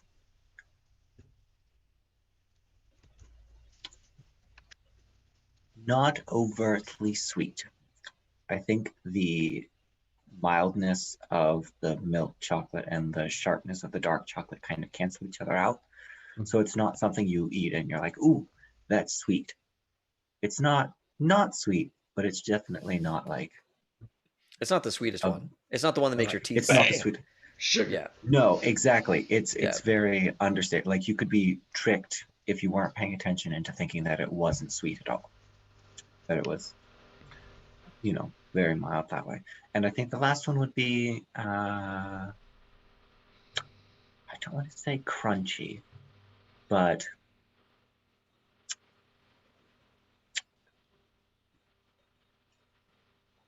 snappable. Yeah. I will say the dark chocolate is very, in addition to being very sharp and bitter, it's also like it lends to like a crunch. So when you bite into it, your teeth sink into the soft chocolate first, and then it like sort of snaps through the It dark has a chocolate. good crack It's to like it. Yeah. Is it Yeah, kind of like exactly. eating chocolate out of the freezer, like that kind It's of a little, crunchy? yeah. It's like fudge wrapped around a chocolate bar.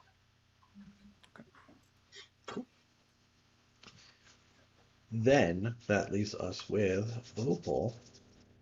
Which Yeah. fudge is your favorite? It is the chocolate and peanut butter with little cracks of like actual peanuts like scattered on the top.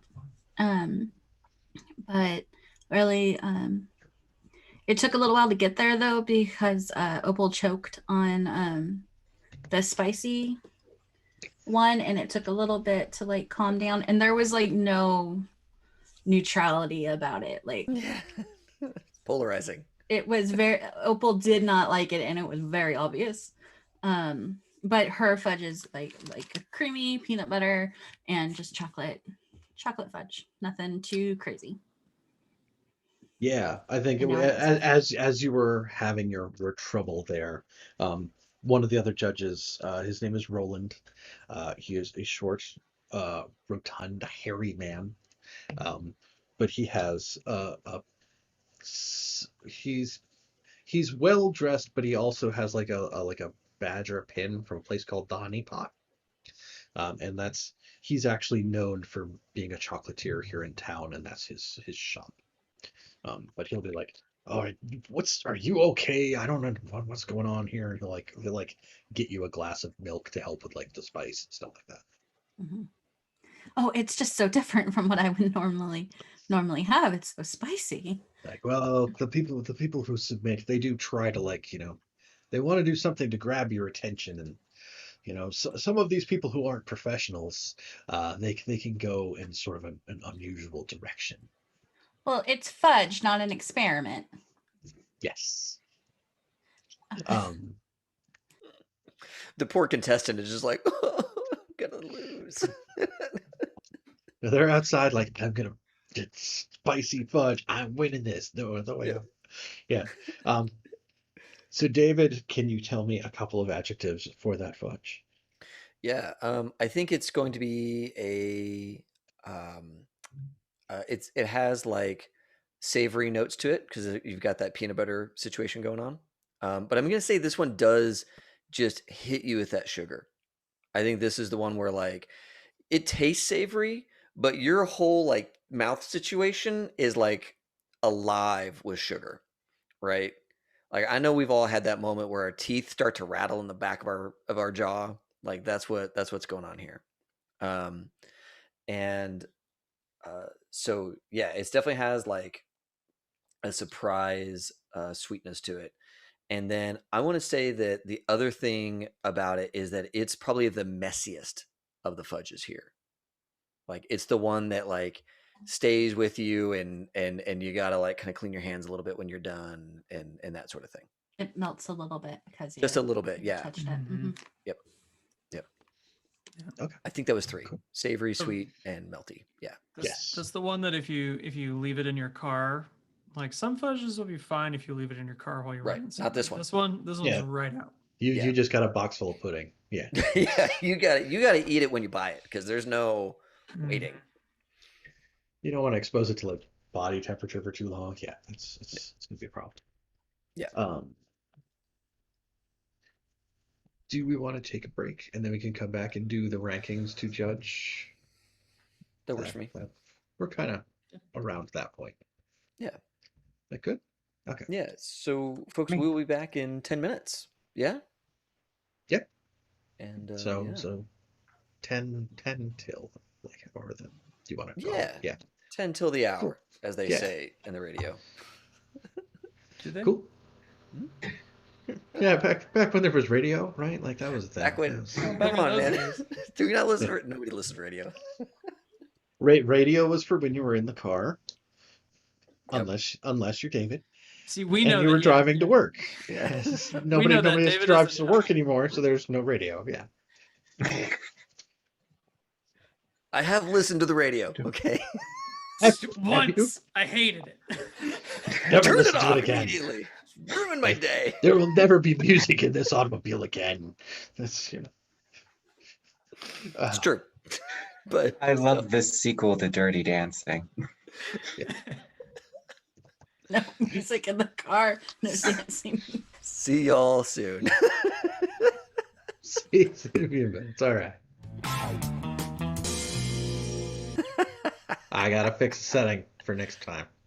Always. It's Andy. it's Your frozen Oh my face God, is Andy. good to me. No, Andy, no. not cool. No. Irene did None it. of I that. can tell. Look at those dead eyes. She's the killer. If you're seeing dead eyes, it's because Irene was the killer. That's why. right. I knew it. I knew it. You all guys were along. killing all these people all along. I'm wondering if one day. Mavens for a reason. I'm wondering if one of these mysteries it could be one of us. And it's like all the clues just line up. It's like we haven't seen I Irene would in love like for us to be a suspect at some point because Irene automatically goes to the top of the list when they start Right. digging. right, yeah, exactly. It'd be so fun. So we have been here in Faversham, sequestered in your tent with these two other judges, going through all these fudges that have been submitted for the contest for competition. You're here, you're there with the judges. We're like, well, this one, it's the spicy one was too polarizing, and so many people hate it, so many people liked it that it's like it can't make it all the way to the top. It doesn't have enough positive votes. Things to. And then as you're like starting to narrow things down, it's like, all right, well, the top three, like this one's in third place, and then maybe this one's in second. That's when there's a scream from outside. And And make sure that Irene's with us. Just Yes. And I think you'll like come out of this tent to see what's going on. And here at this end of the farmers market, they've set up a stage. And you get out here at the same time as like somebody else who's in like a local sheriff's outfit shows up. It's like a fairly tall woman, hair in a bun, with like a hat, sheriff hat, all that kind of good stuff. We'll be like, everybody stay back. And Nell Quince, the woman who was organizing the fudge competition, No. is seated on the ground. She is tied to one of the posts. No. She is tied to one of the stage support with baker's twine and asphyxiated with a sheet of heavy plastic. The inside of which looks like it still has sugar on it.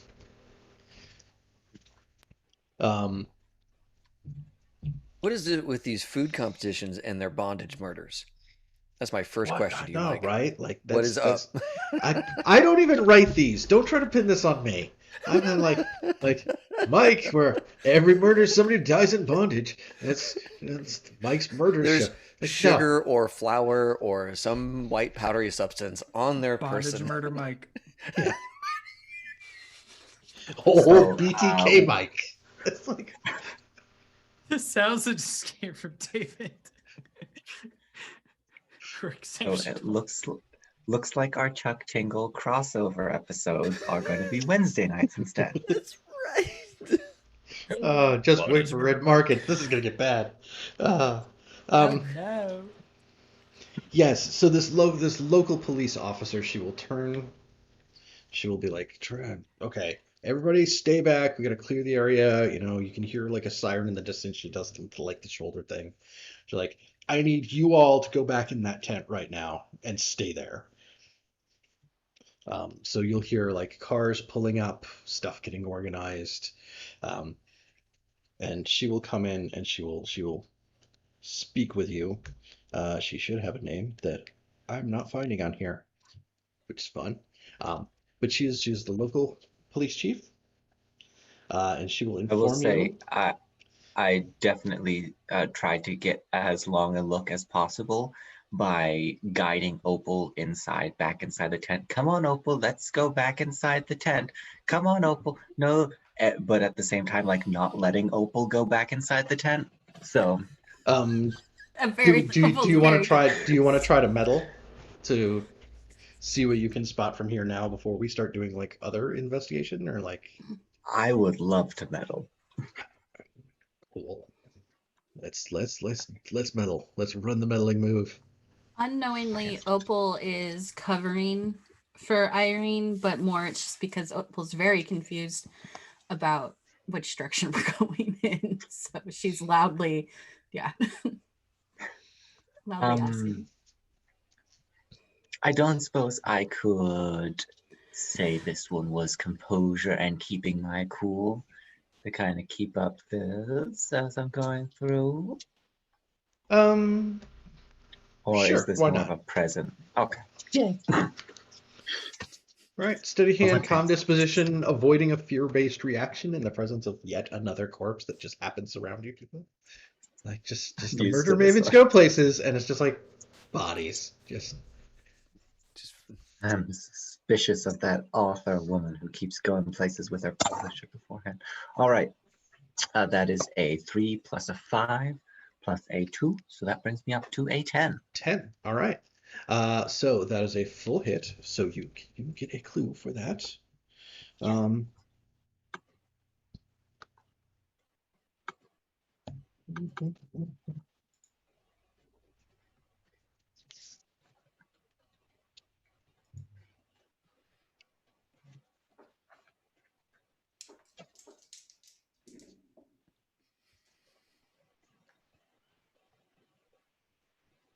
So I think you don't really spot anything about the body itself. As you're coming back into the tent, there's like a bunch of stuff that's like piled, and you bump into like the edge of a table. And on it, there's a phone book. And it does that thing where like it falls on the ground and like it opens to like the last section that had been open to for a significant amount of time, which is the Q section. So in it, there is actually a number that's circled with red ink, and it is Nell Quince's name and phone number in the phone book that has been marked here. Oh, fantastic. I will write that down in my own private sort of notebook. Yes. After you are back in here for a couple minutes and the police chief has settled some things, she will come in. She'll like, I'm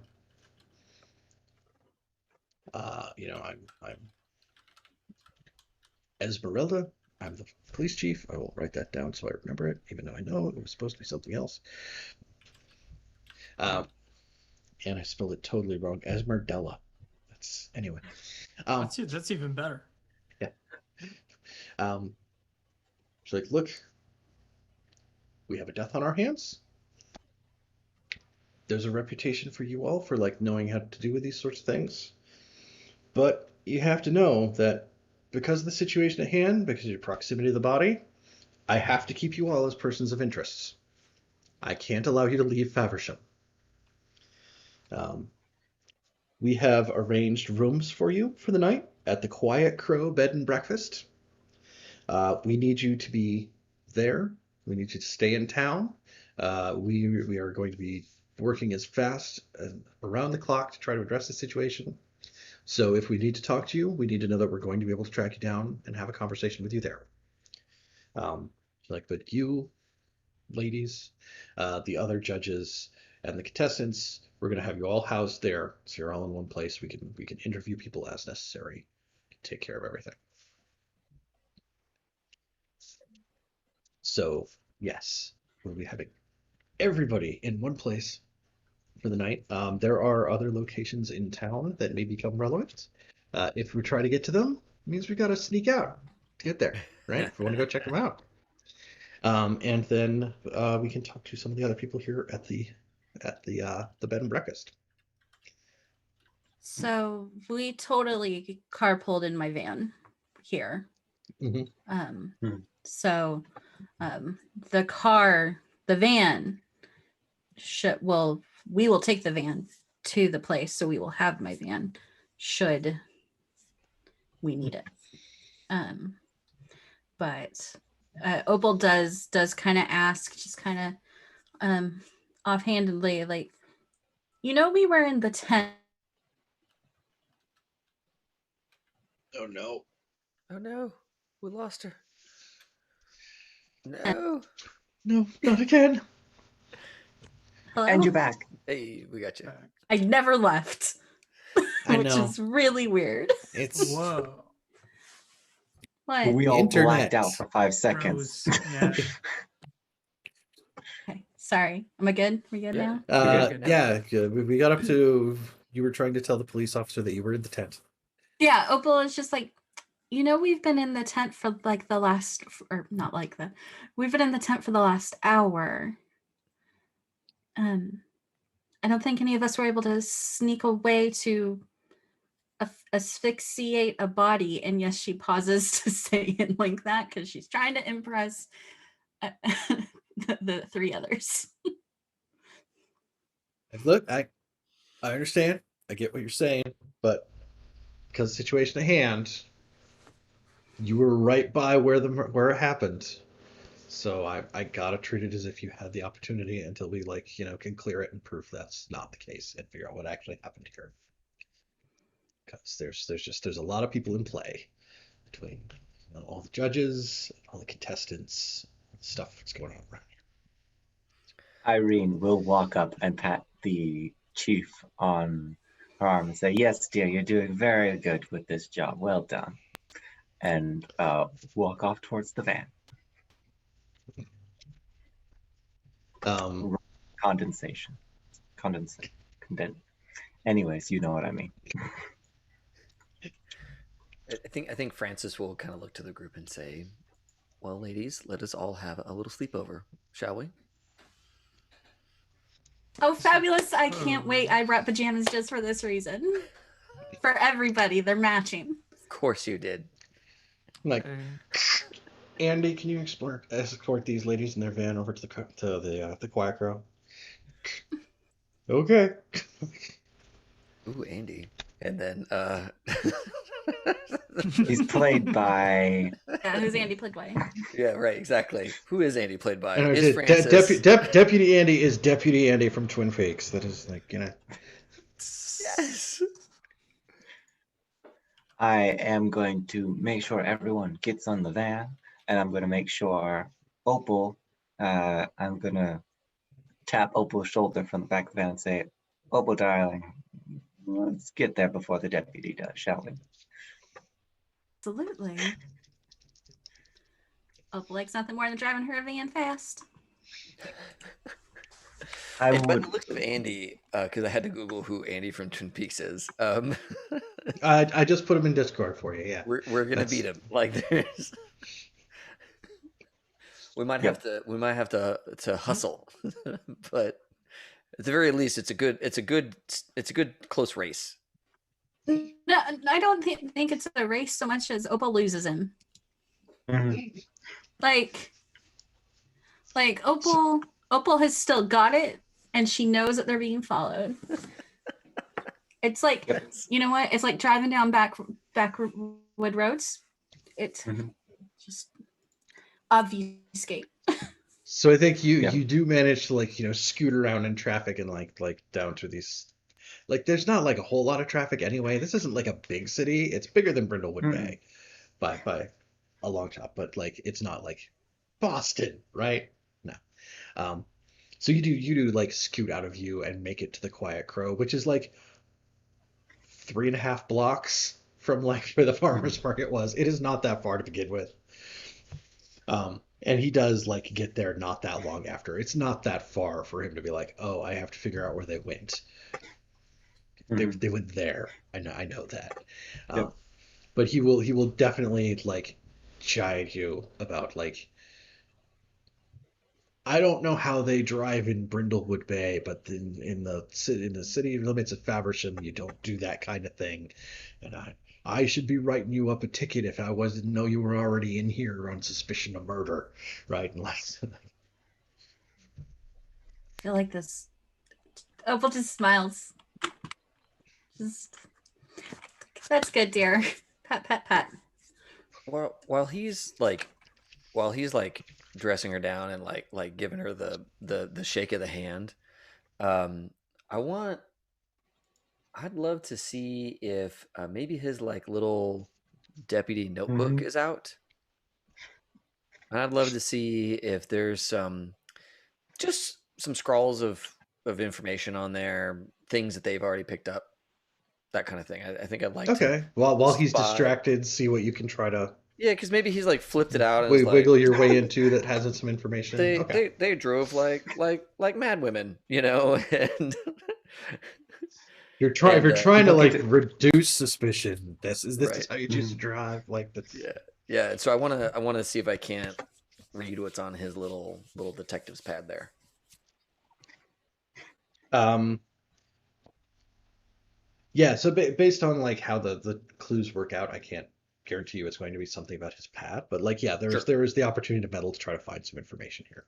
cool, yeah, yeah. I'll use this moment of him being distracted as being our local authority, and we're gonna try to undermine the shit out of him. Mhm. Deputy Andy is a Oh, good option exactly. to do You that too. might actually overhear something over the radio as well. Yeah. Oh, there you go. See, yeah, I, kinds of I stuff. can't assist, but if I could assist, that's how I would assist. It sounds like composure to me. Okay, Um, yeah, that works for me. So it's 2d6 plus the two stat, d right? six plus composure. Yeah. 4 and a 3. Um, so 7, right? Yeah. So 9. Yeah. 9 9. total. Okay. So that is you will get a clue, but there will be a complication. Okay. So for a clue, We're going to jail.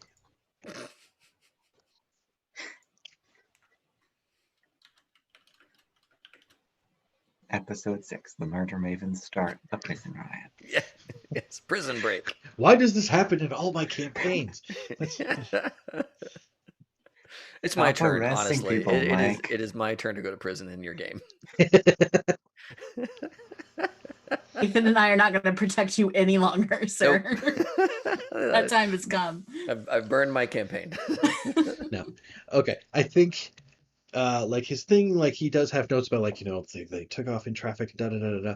I think you do end up getting a glimpse that like in the passenger seat of his car, there is like a sealed one of those plastic evidence bags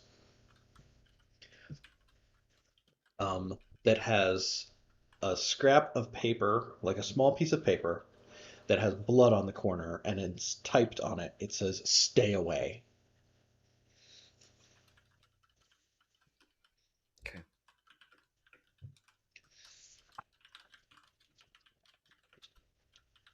Okay. Perfect.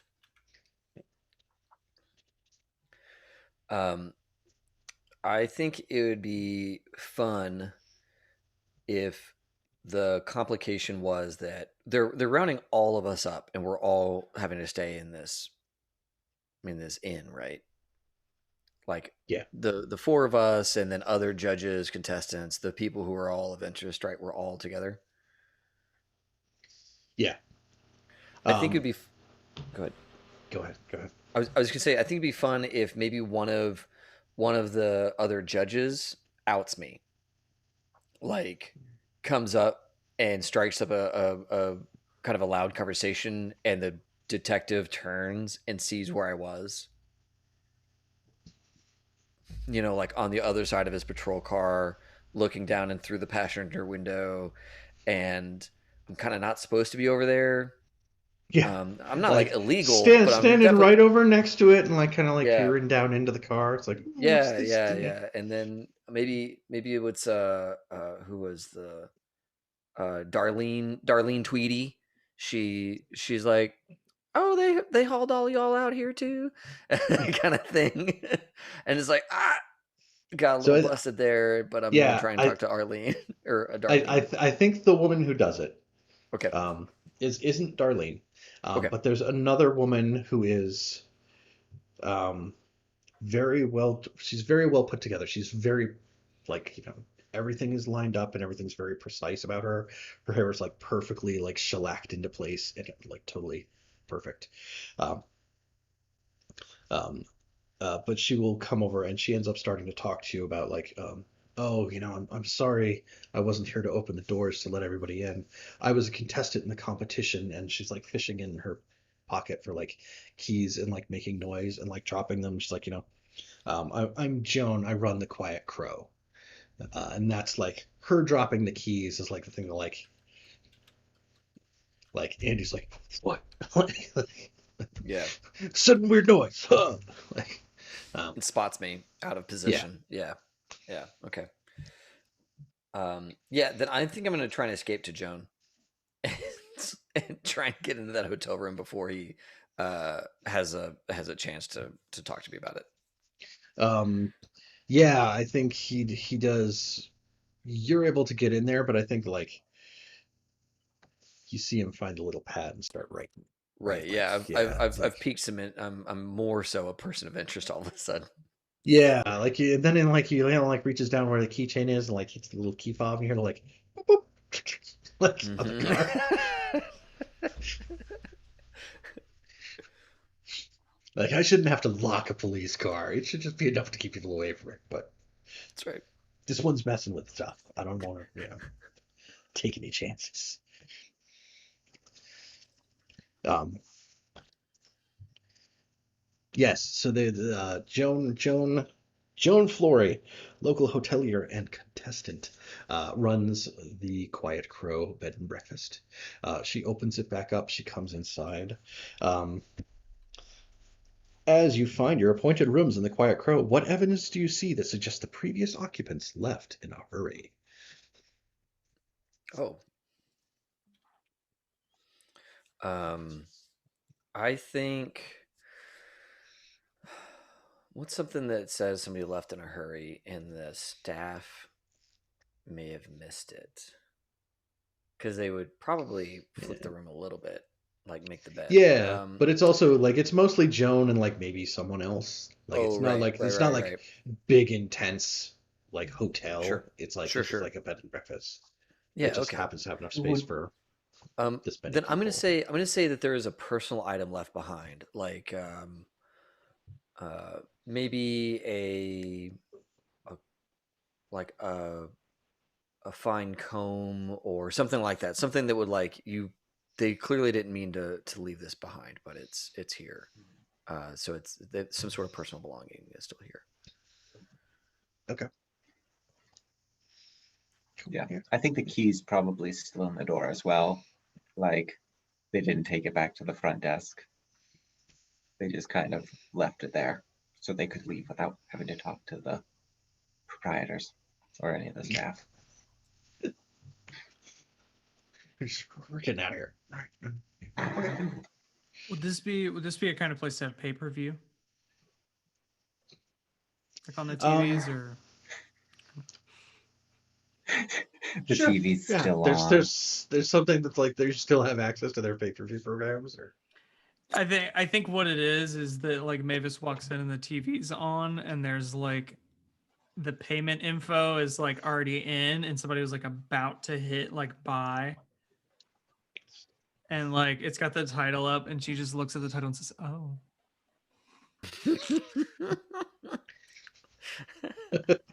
To shreds, you Mavens. say? That's The Shreds, you Mavens, say. judgy as ever. Yeah. What is she judging? I don't know. We'll find out. Maybe it's evidence, maybe it's not. Chuck Tingle's first feature-length film.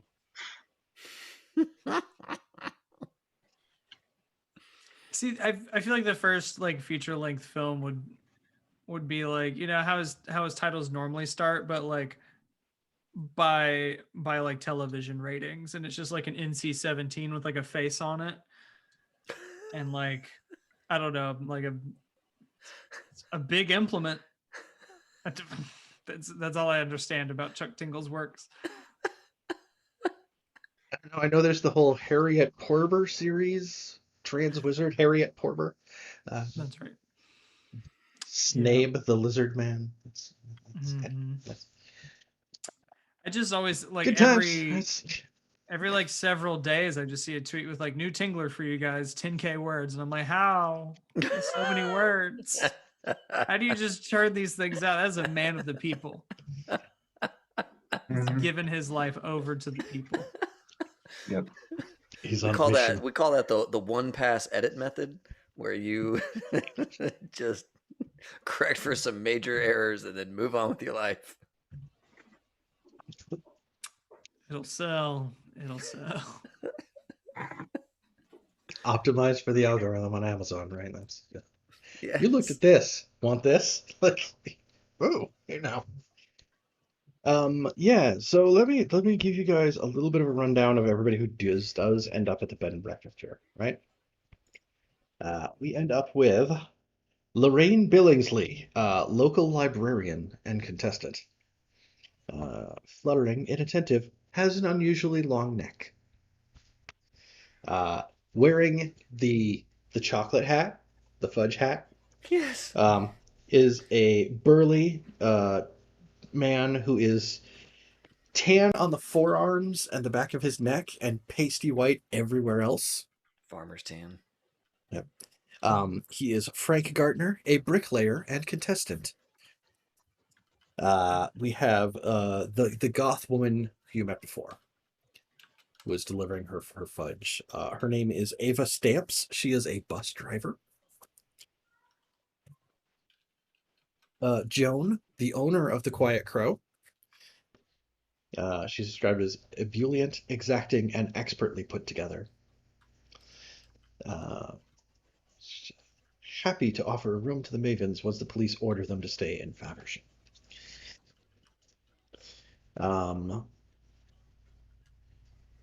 There is a tall, gaunt woman with penetrating blue eyes who is Janet Mashburn, a pastry chef and contestant. She seems very frustrated because she actually does not want to be sequestered away here for this. She has a business in town to run. She runs a bake shop named Risk It for a Biscuit.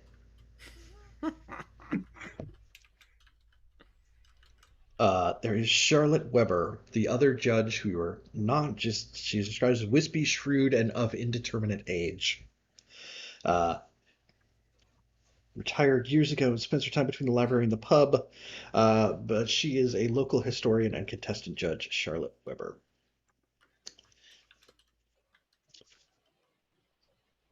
I remember when the only way to get from here to Brindlewood Bay was to walk the Old Coast Road. Took the best part of a day and weren't nobody going that way on a cart who you could hitch a ride from. Always been weird, them Brindlewood folk. I reckon you're from up that way yourself, aren't you? And Frances is What dressed year in is her it? like black art smock, right? She just, yes, dear, I am from that way. Irene is next to Francis, and Irene is dressed in a white linen suit with a Panama hat. Yes. There's like oversized Panama sunglasses involved too, right? Like this. Yes. Oh, we look like if they were, instead of the Red Queen and the White Queen from Alice in Wonderland, we're like the Red Queen and the Black Queen from Alice. Yes. Yes. Like all in on our color choices here. Mhm. with as much style as we can muster. I think Mavis is in like a brightly patterned like button down, but one of those that's like really silky to where you can wear like the long sleeves in the summer because it's just so like breathing. It's got like just very, very loud patterns on it. Like multicolored paisley kind of going on. Like it's an eyesore, but it was very popular in like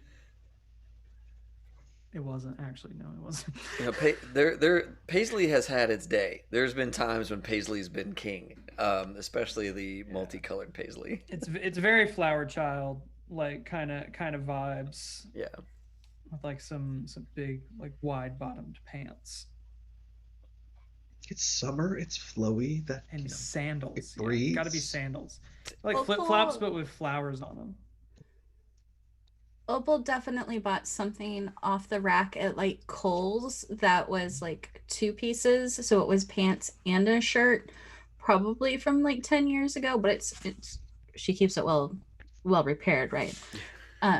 But yeah, it definitely doesn't have a seasonality. Like it's just comfortable wear, but it matches. is it like a? Is it? I'm almost picturing like a flannel shirt or something like that. Like, is that kind of cozy?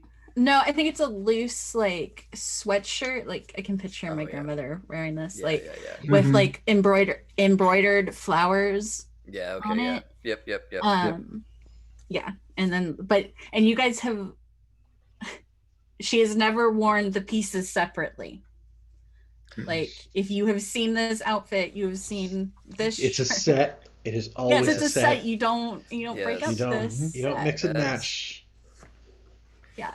That is how you do it. When you don't know, you just go buy what's on the mannequin and keep it all together, and then Always.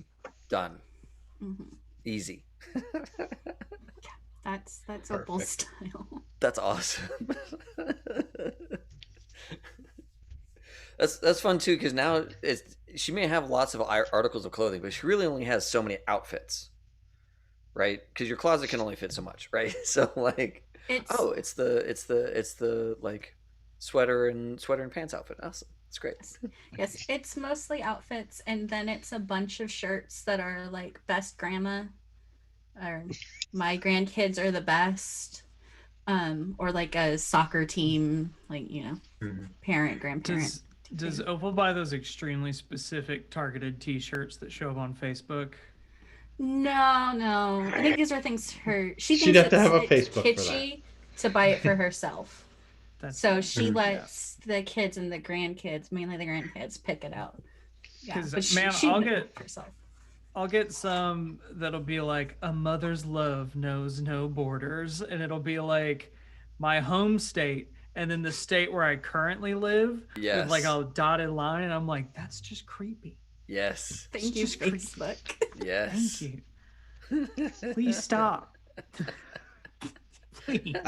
I imagine there's at least a few in your wardrobe that are like, because you were buying shirts for the kids and they were like, no, you gotta get this one, grandma. It's like, number one grandma, like Six Flags North America. like I legit used to wear this shirt that I loved. It was like this like pseudo long sleeve situation. Like went to here, right? And it was too tight on me, and it would say a number one grandpa, and it was my favorite shirt for so long, because like I don't know, like I was clearly in my 20s, Right.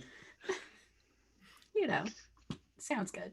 Yeah, but I think I like us all having like very firmly defined styles that are pretty different, right? Like that's really fun. That's a fun motley crew situation, because a lot of times friend groups start to look kind of the same, and that's not us. No, we're the other way on that front. We're not the murder. We're divergent. Mavens. Yeah. We've got to be able to market the action figures. That's right.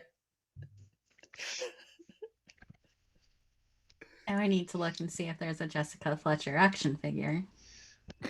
I know there's a You're Jessica welcome. Fletcher Funko Pop. I'm just saying the ball jointed doll community with the custom heads and the makeups and the custom clothes and all that stuff, like we can get there. It wouldn't. I want to see the like Figma one though that came out of Japan and is like way too detailed, with like exchangeable faces. and, Yeah, like, yeah. props. The whole doll Yeah. scene, man. Yes. If we need these to exist, we can make them happen. Oh yeah, yeah. Ethan's See? checking out on that one. We already got Amazon links showing up in Discord. That's That's right. We're on it. Yeah. Yes. I just know they're like probably $5 billion for those like Figma ones. I just want to see anime Jessica Fletcher. Yeah. Something that I desire. You can also get the Golden Girls whole set for $34. That's I think there's a Golden Girls game using them.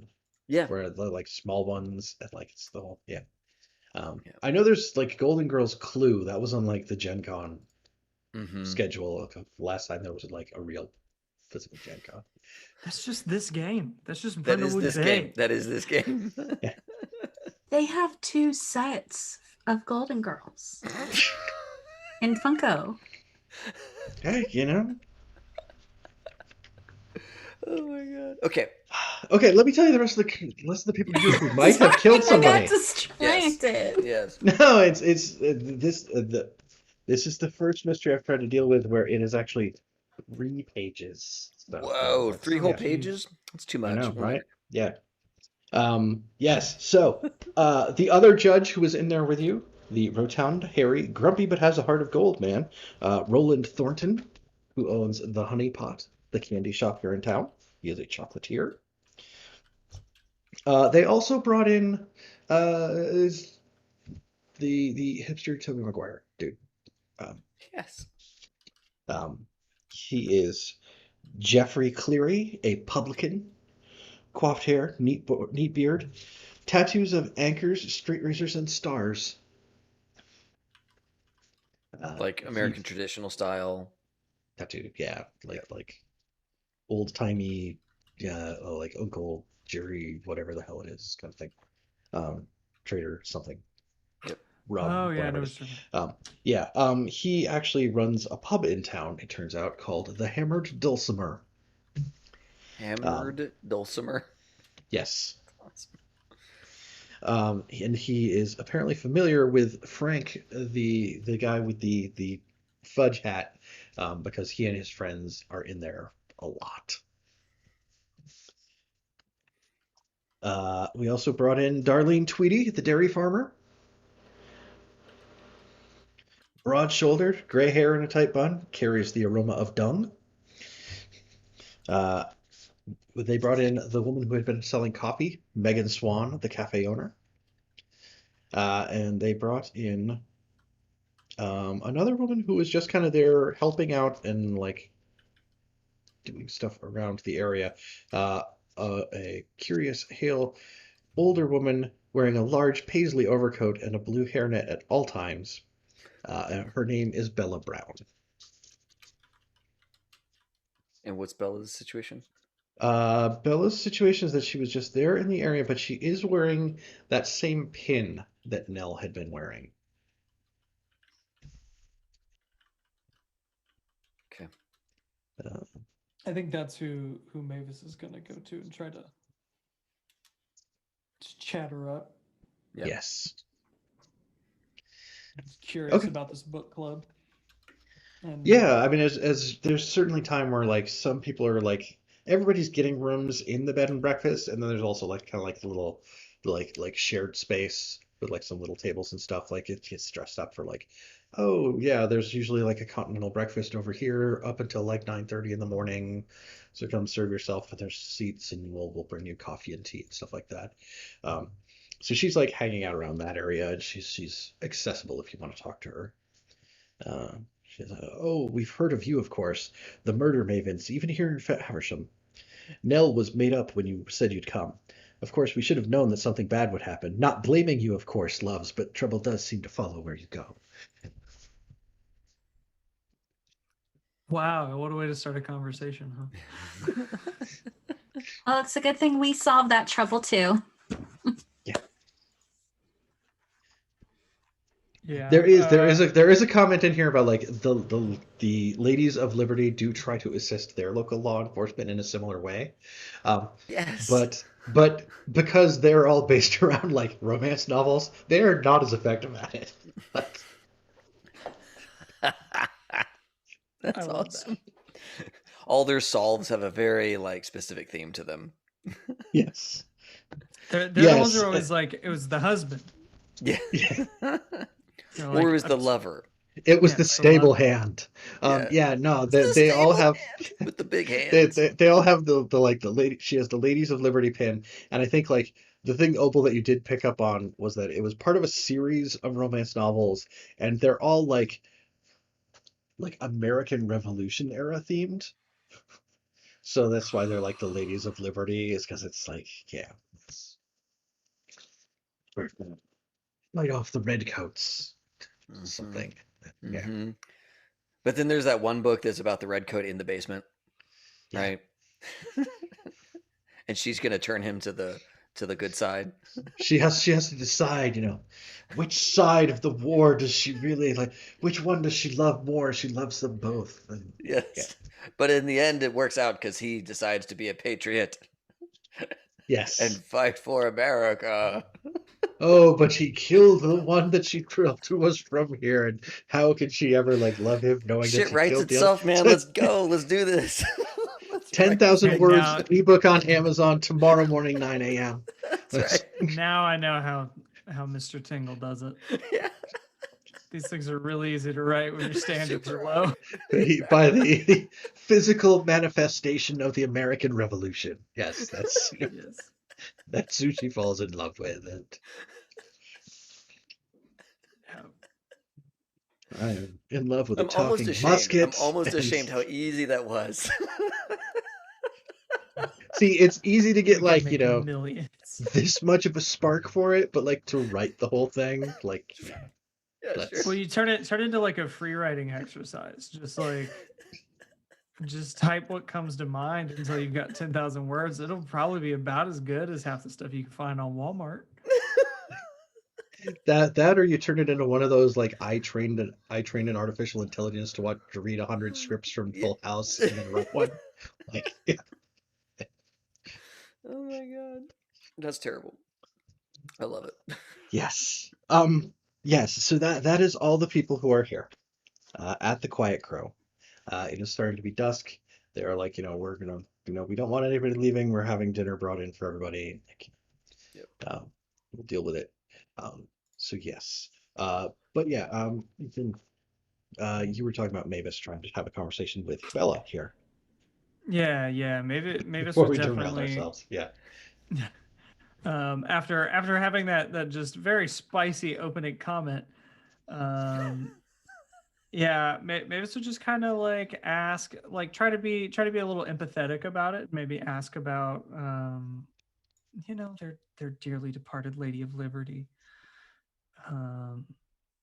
And just kind of what kind of stuff they get up to, because she's very curious.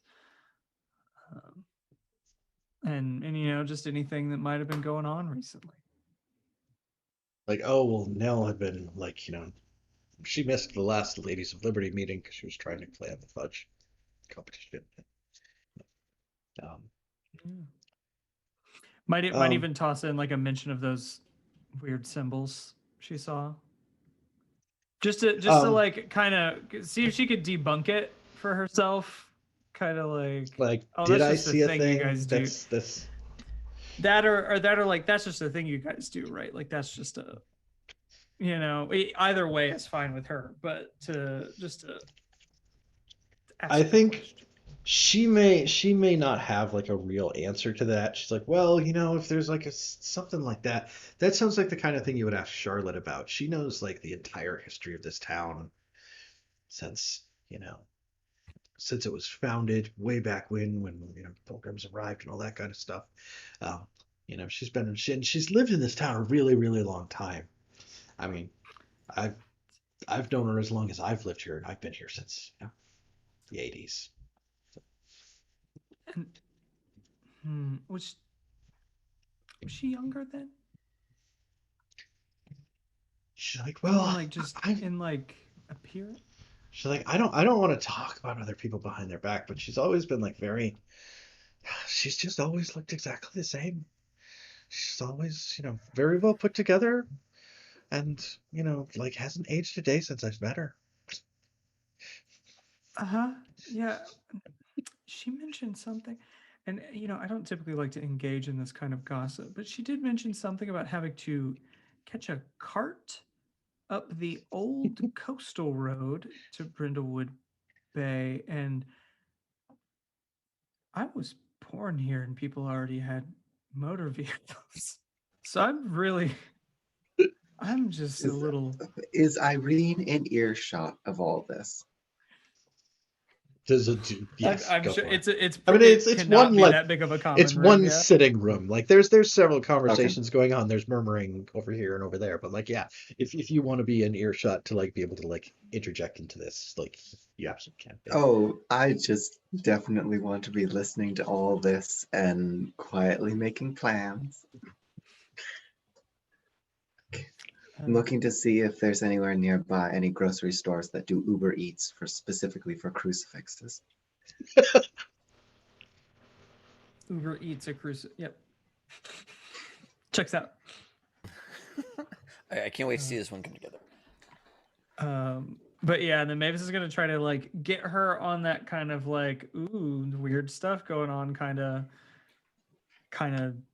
vein to try and pump her for a little bit of information. See if she knows anything relevant.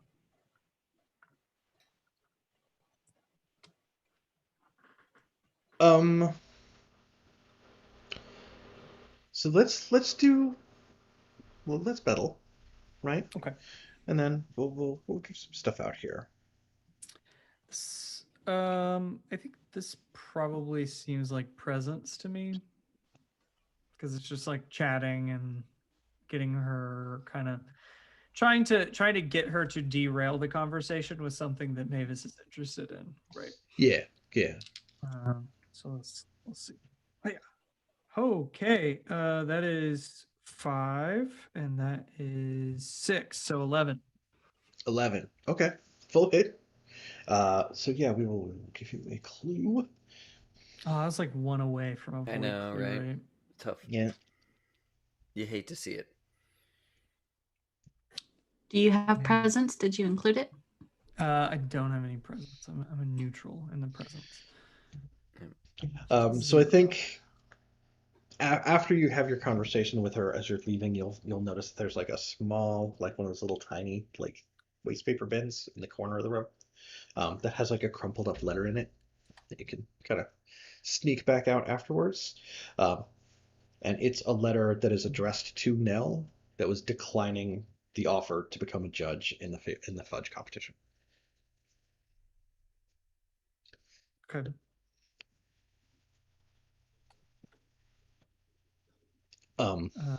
I think she will also have that conversation with you there, where she will say like, well, she'll kind of like lean in a little bit closer and like adjust this like blue mesh hairnet that she wears. She'll be like, well, I don't want to say anything that seems like weird or out of sorts. I don't want to. You're gonna think I'm making stuff up. Like, but the Ladies of Liberty, we've been trying to keep an eye on some things around town. We've noticed there's been a couple strange things that have happened around. Um, we've seen. I've seen the symbol you mentioned.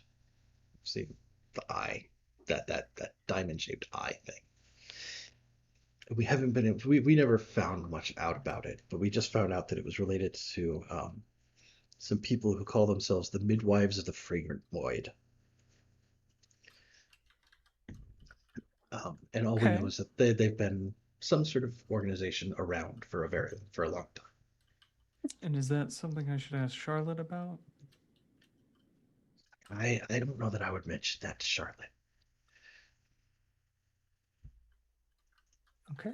You could. We never have, because we've been trying to figure it out without trying to without trying to bring it up to too many other people. Because like maybe it's something weird, maybe it's not. We don't want everybody to be like, oh, they're so strange. They're like, going off on conspiracy theories or stuff. We don't want people thinking that kind of thing about us, but Right. there's You have your there's been reputation to uphold. something strange happen. Exactly, right? But we've seen some strange things go on around here. Okay. And they were the midwives of The Fragrant Void. Void. Fragrant Void. Yes. Jesus. That's not That's good. not your casual club. I don't. That name's that one's in the Legend Keeper already. Yeah, you toss in words like void. That ain't no like PTA rebranding. So is that just a freebie, or is that like a void clue? That is Or is not that just- actually a void clue, but Okay. it is like clarification on some stuff and helping Gotcha. to expose that something else is going on, Sure. Cool. and that it's been going on here as well. Mhm. Kind of giving the lay of the land for like Brindlewood County. Anything that's going to go to Brindlewood Bay or to like Boston or like anywhere bigger, it's coming through Faversham to get there, right? Like Faversham's like the highway goes to Faversham and then you get the road to Brindlewood Bay. So Right. they're meshed together amongst the other stuff that's here in Brindlewood County. Okay. Hmm.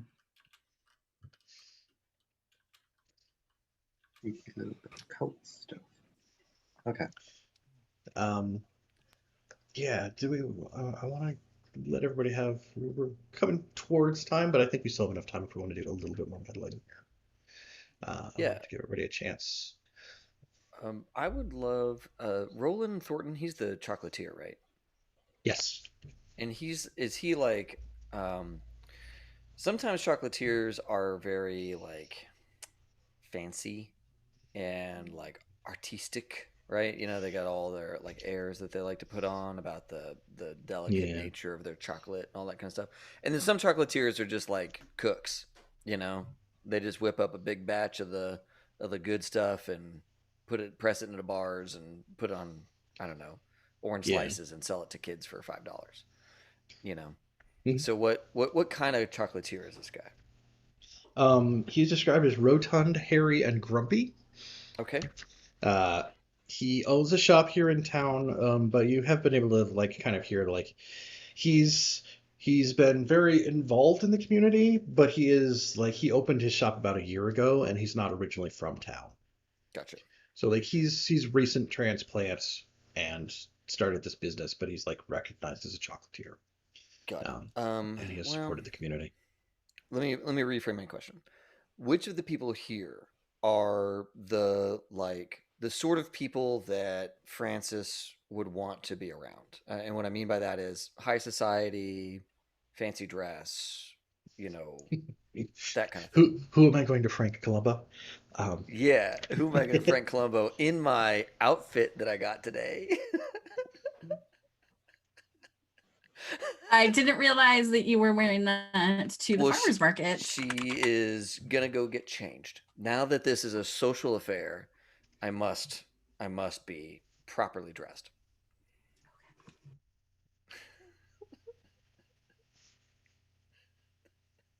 This is one of those where Mavis has to get, the hip flask that she doesn't really pull out most of the time. Mm-hmm. It's there just in case of emergencies, and she's like breaking the glass and just like, okay. Yep. Here we go. Art is about to happen. Art is whether about I to... want it to or not. Better if get you ready. like it or not, here comes the art. Yeah, I think that everybody's been out in this like common area where everybody's hanging around, right? Mm-hmm. And in comes Frances from our room, and she's clearly spent this time busily, hurriedly redoing makeup and hair and donning this not long, it's a structured leather coat that has very aggressive shoulders. Like they come out to a point, right? And it commands a lot of presence just as a piece. And then just with Frances's like stern, kind of like no nonsense expression in her white hair.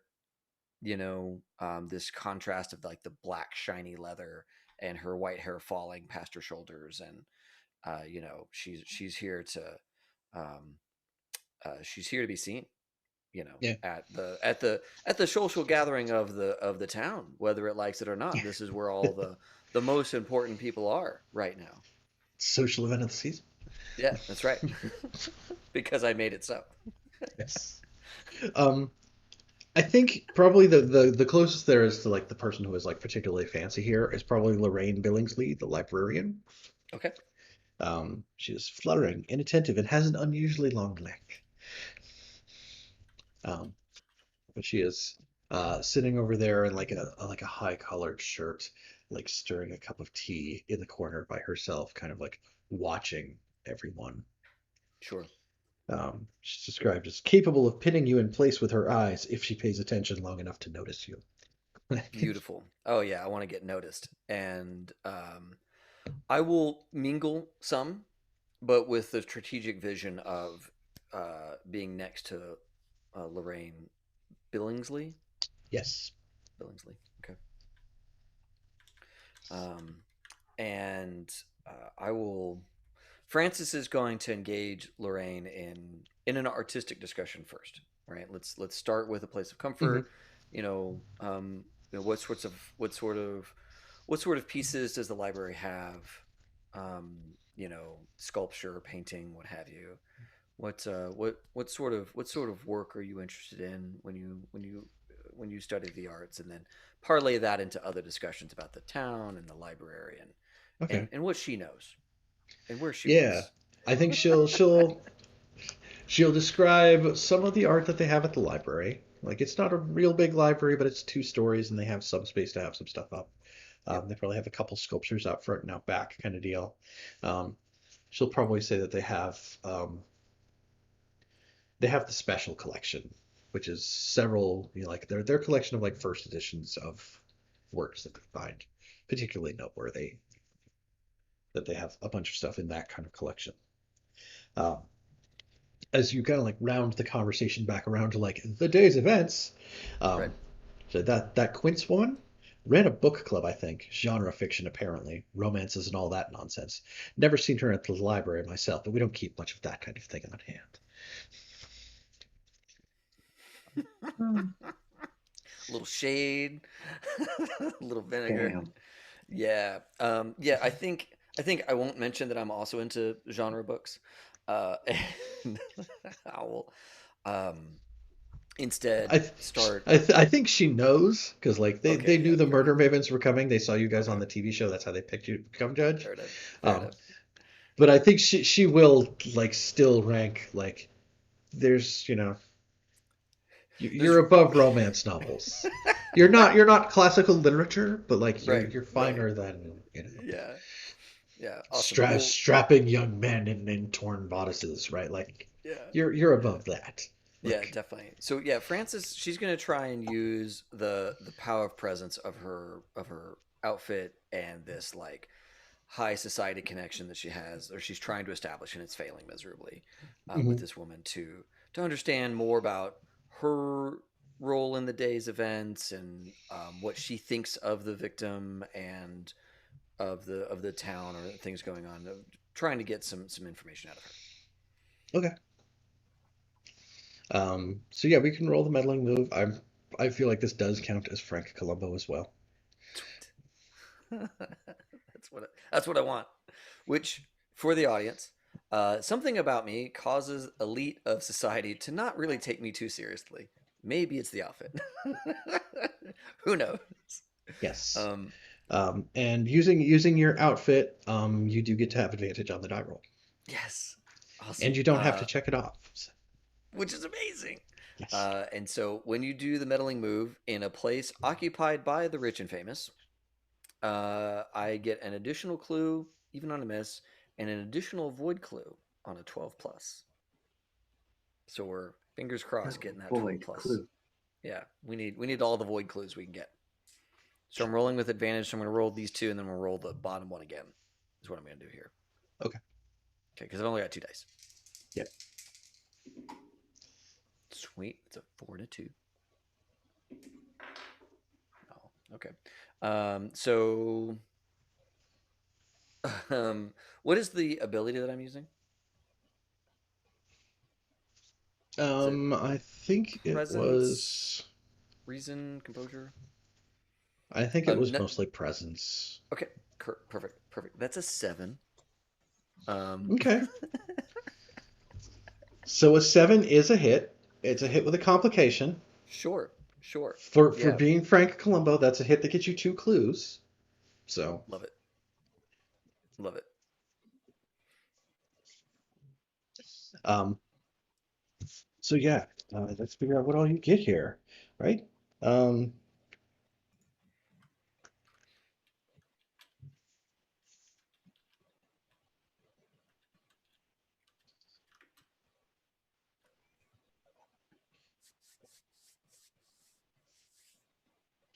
so I think in your room, right? Like later on when you go back to your room, um, there was somebody who left in a hurry. And I think in the drawer of the nightstand, you're like, well, let's see if they do the standard thing where it's like, it's a hotel room. Gideon's been here in the drawer, Right, right? right, Um, right. there is a photograph of a group of elderly women. Their eyes have been furiously scribbled out with charcoal. And an old brass key with a wooden tag embossed with a bird in flight.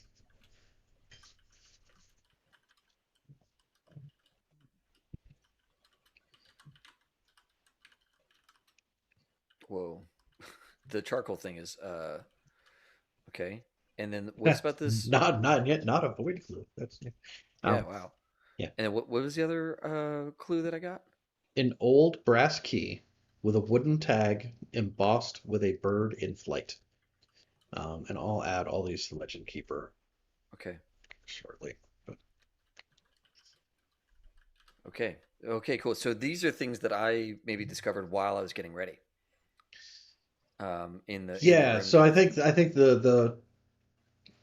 the picture was in a drawer in the room, and Yep. then the key with like the keychain um, could have been in the room. It could have been like dropped behind where there was a curtain in that like kind of Common area. common area. Yeah. Okay, I'll Um, put it in the common area. okay. Yeah, okay. The photograph with the elderly women, are any of the women in that photograph recognizable to me? Um, Or perhaps in this room now?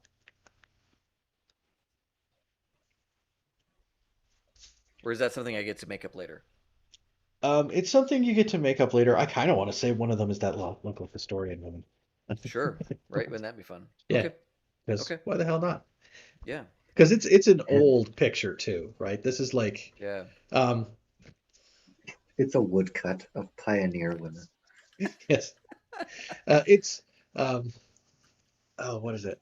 Like women in their um like Red Cross support uniforms when the men were away for like World War II kind of thing. Yeah. Um, Well, it's old and imperfect, right? So yeah, it has a resemblance of the historian lady, right? yeah, It's not a obvious Instagram photo. It's like a maybe it's her, Could be her. maybe it's her mom or her grandma yeah. kind of thing. Okay, cool. There's a resemblance, yes. Yeah, Um, perfect. then I need to check my stuff here to figure out, what do I do to you? Because you know, Right, uh, right. keeper What happens to me? reactions. Stab. Francis is dead. I wish to not be dead. That would be sad. Well, You that's better what keep the crowds are crown. for. Yeah. It's true. All right, let me look at crowns.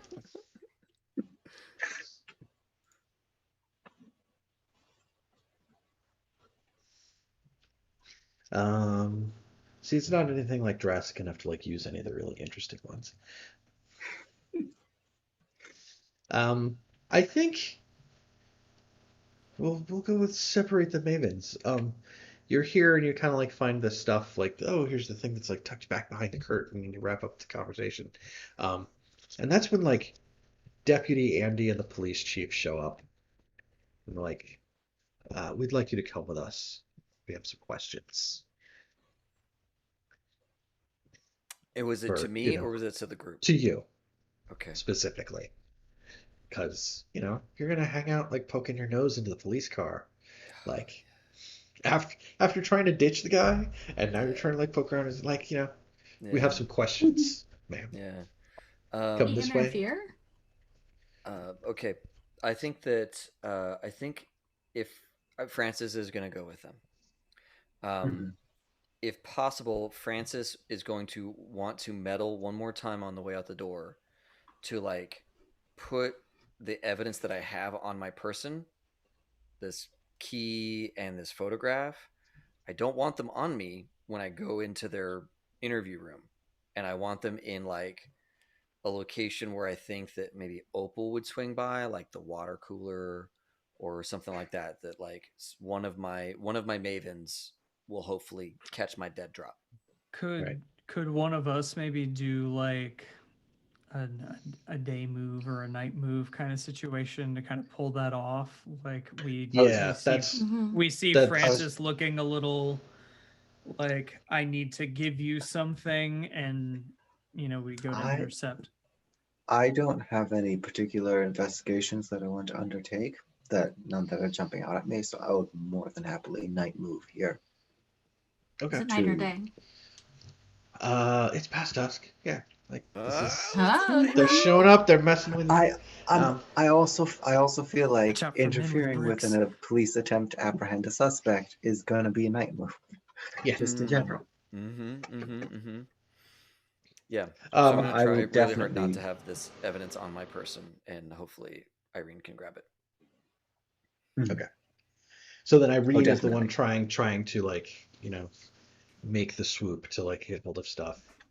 Right. Oh, exactly. That's Was okay. there- So it's Was there like a help out kind of thing that we can do, or no? not really in this one. No. Okay. Okay. So when you do something risky or face something you fear, name what you're afraid will happen if you fail or lose your nerve. If I fail, I think the police are going to get their hands on this evidence, which I do not want. Okay. But The I'm keeper sure it will could tell be you. worse. The keeper will tell you how it is worse than you fear. I think that there's probably something in this evidence that would then connect. I still don't have character names down. Francis. Yeah, that would connect Francis more specifically to what happened. Yeah. All right. Well, it's time for me to step in and cause some problems. So I think what I shall do, I have nothing special I can do. Francis goes to jail. So I'm just for having a very gonna incriminating photograph on her person when the cops pull her into the interview room. I'm just gonna be. Why do you have the key to her house in your pocket? Like, this is to her house? That's so... No, it's not to anything in particular, but like. But it could be, right? Whatever it is, right? And Francis is storing. Figure that out later. Francis is storing all the evidence in a used sugar bag, and it's tied up with baker's twine.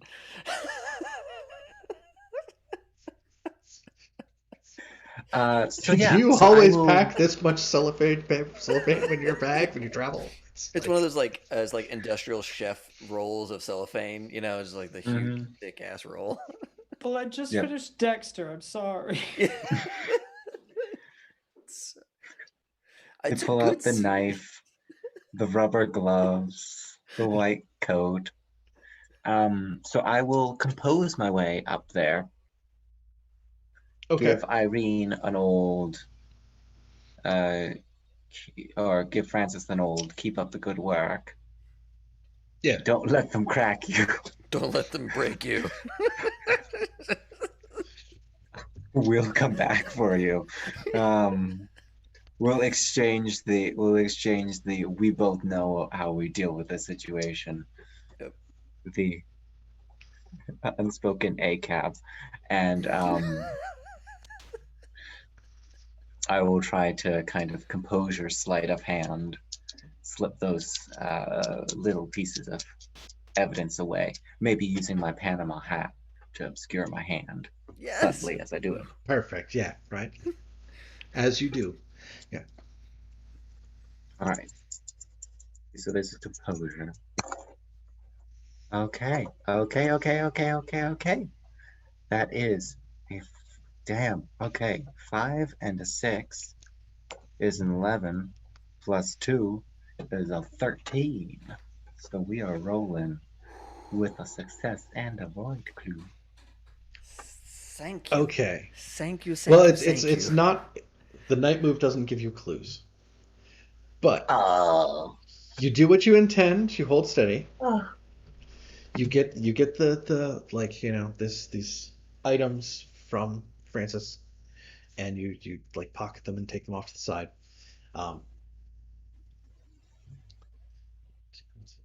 Oh, and I just have like it gives you an extra thing, and I just knew what it was supposed to be, and I forgot it. Oh, the night move. Yeah, the night move on a 12 plus. You do what you intend or hold steady, and the keeper will tell you some extra benefit or advantage you receive. Describe what it looks like. There is a point in there where you realize that you get that stuff, you take it, and you get a text message, right? And the text message is from Katie the hip kid. Mm-hmm. Because Katie had seen you and Francis on Jolly Good Baking Show, and Katie had snuck into the tent while you were judging and had gotten a selfie with the two of you. Without us knowing. Well, like while you were there. Oh, so like okay, the two of you were there in this selfie. Yep. That has a time in it that is like you two were definitely in there when this happened. Awesome. So like they can go take her and they can take Francis and they can ask Francis questions, but like there is this piece of proof we've got an alibi that like Francis can't go down for this, right? Yes, thank you for critting on saving my bacon, Irene. Absolutely. Hey, you know what? Anytime. I'm gonna send Katie back a few heart emojis. They're the pink with the sparkles on them, and just say, "You are a lifesaver. Keep up the good work." And then, yes, I'll go ahead and save that. I don't need to pull it out just yet. Because I will be honest, part of me kind of wants the police to wear themselves out a bit trying to question Francis. You do get back one more text message that's like an incomprehensible string of emojis and no words at all. Like it's just like this means something and I don't know what it is. Like I will sit down and cool. I will sit down and open my notebook to the page that just has all the emojis written out with various keywords ascribed to them, and I'll just begin painstaking translation of each one. It's like, this is what the Rosetta Stone was like, I'm sure. I will translate these hieroglyphs into the spoken word. I cracked 6 I have Soviet emojis, ciphers in 1 year. emoticons, wingdings, and English. Yes.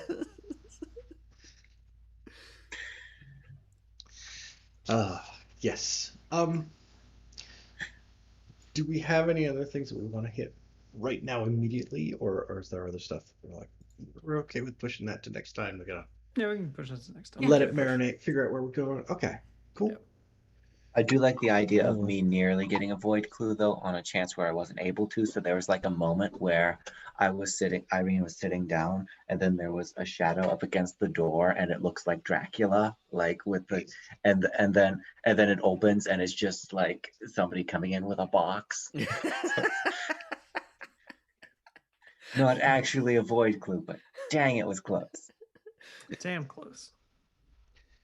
Okay, screw it. We'll give you a void clue.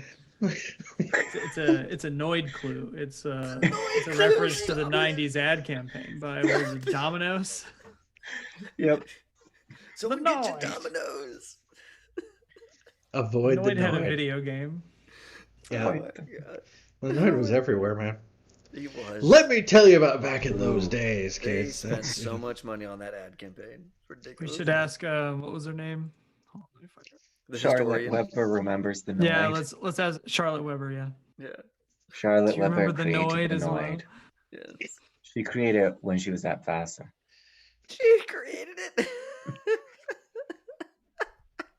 She went to Wellesley, the other college that had a lot of fudge. I looked up fudge history. I was like, what's the history of fudge? Fucking Vassar and Wellesley came up. I was like, this is brilliant. I gotta use that. It was too specific to just be something random you made up. I know, Right? yeah. Like, oh man. So yeah. Do Yeah, we so do let's- end of session XP stuff, or do we do that at the end of the next session? um, I guess we let's do. go at the end of ahead. this Let's go session. ahead and do it. Yeah, I think they usually think that you're getting the whole thing in one session, which haven't quite got that timing down. But yeah, I I like let's to go dawdle. ahead and I do like it. to dawdle. I don't think that's possible. Like, we want to role play, right? Yeah. I want to And like do that's- scenes and stuff like that. Not necessarily like, all right, Mike, hit us with the list. All right, I'm doing Yeah. this. I'm doing this. You're doing that. You're doing that. Like, let's play around. Yeah, Don't be ridiculous. I'm here to create more backstory. Yes, yes. that's what these games are for. Yes. We need the lore drop. Yes. Yeah. So we can dun dun dun to be continued, right? Like, and then next week the episode will pick back up again. It's as you're getting arrested, right? Right. That's the Yeah. Yeah. the As to-go. I'm That's the freeze frame.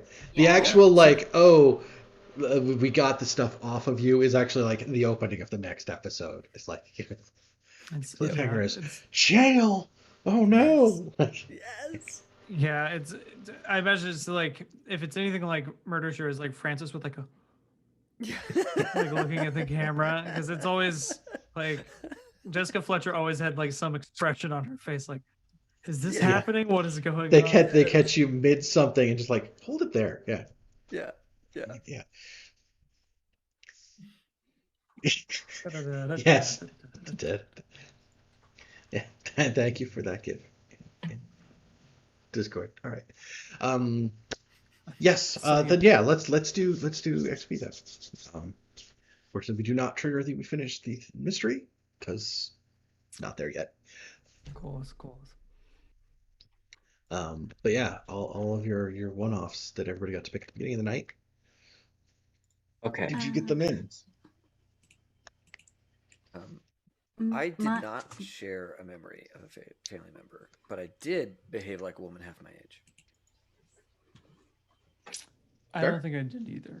I don't particularly remember undermining any authority or sharing any wisdom. Okay.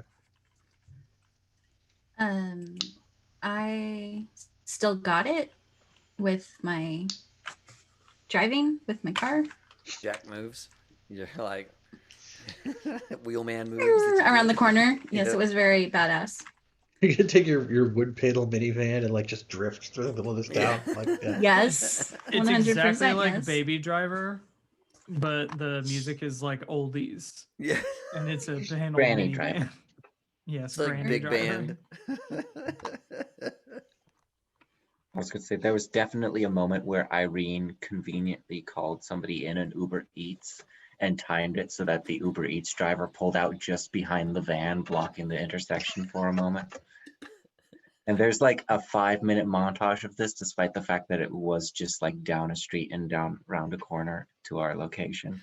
They had to build all the suspense, right? Of the Uber Eats guy like getting the bag and Mhm. and like you telling them to rush it, and then like all the bumpers of all the cars moving in just so. There's like a very Oh, wow. careful shot that makes it look like it's like bumper to bumper traffic, and it was like 3 cars at a stop sign.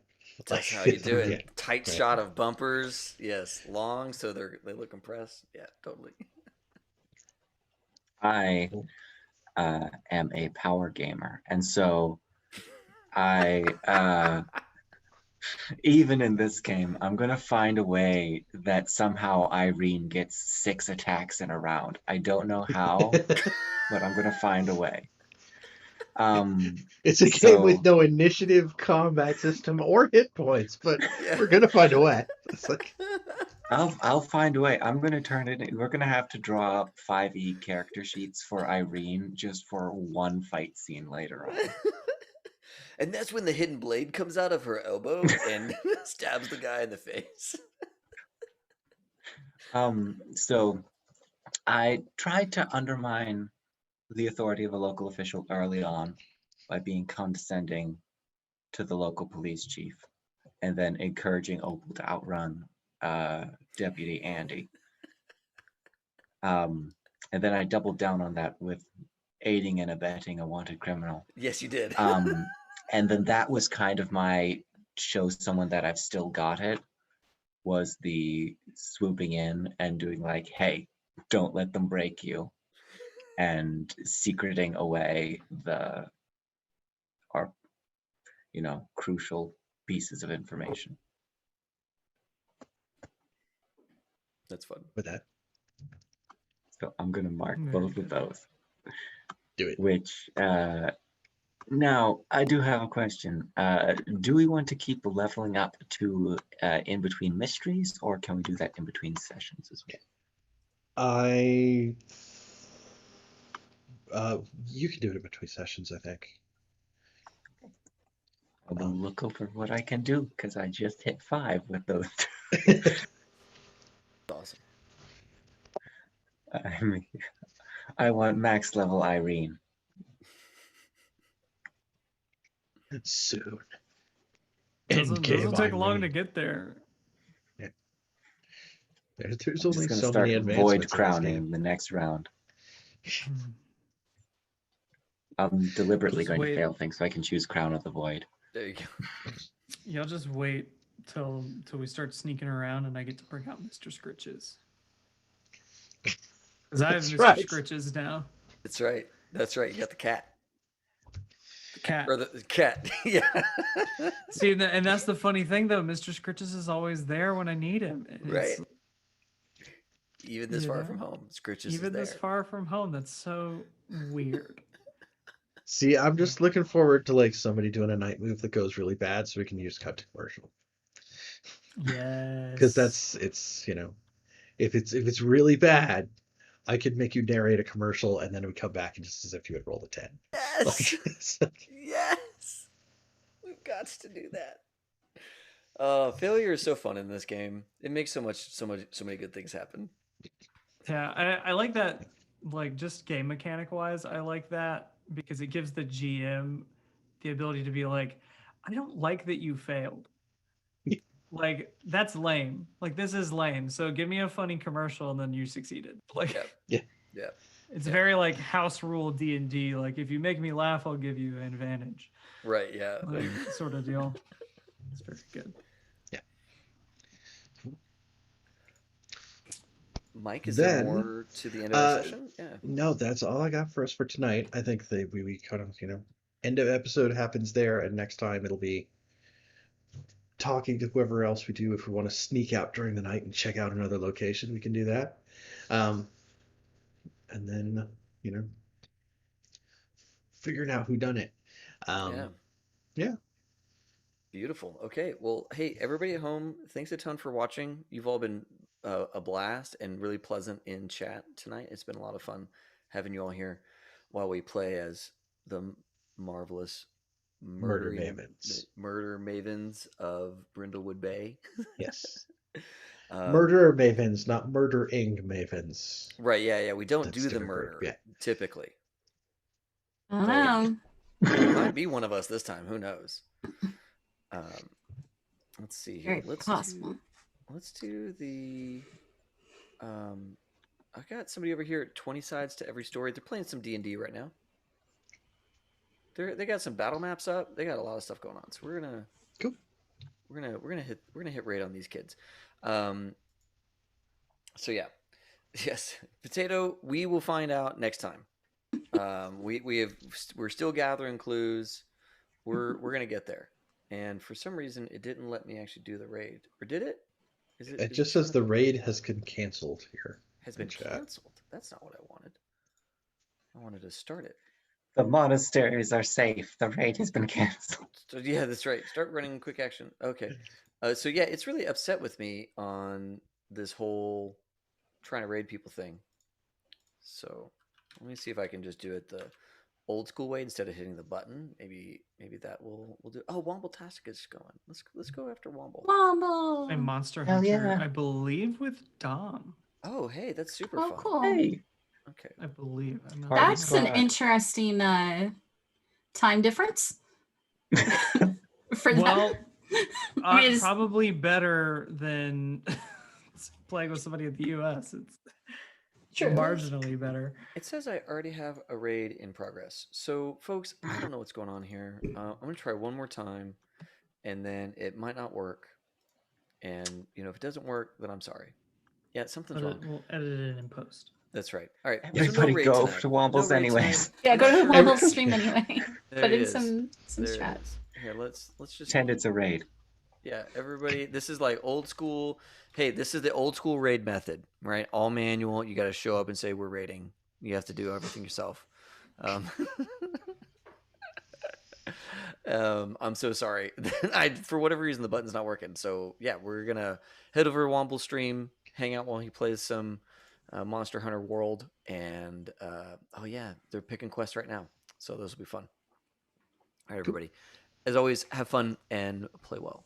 May all your rolls be crits.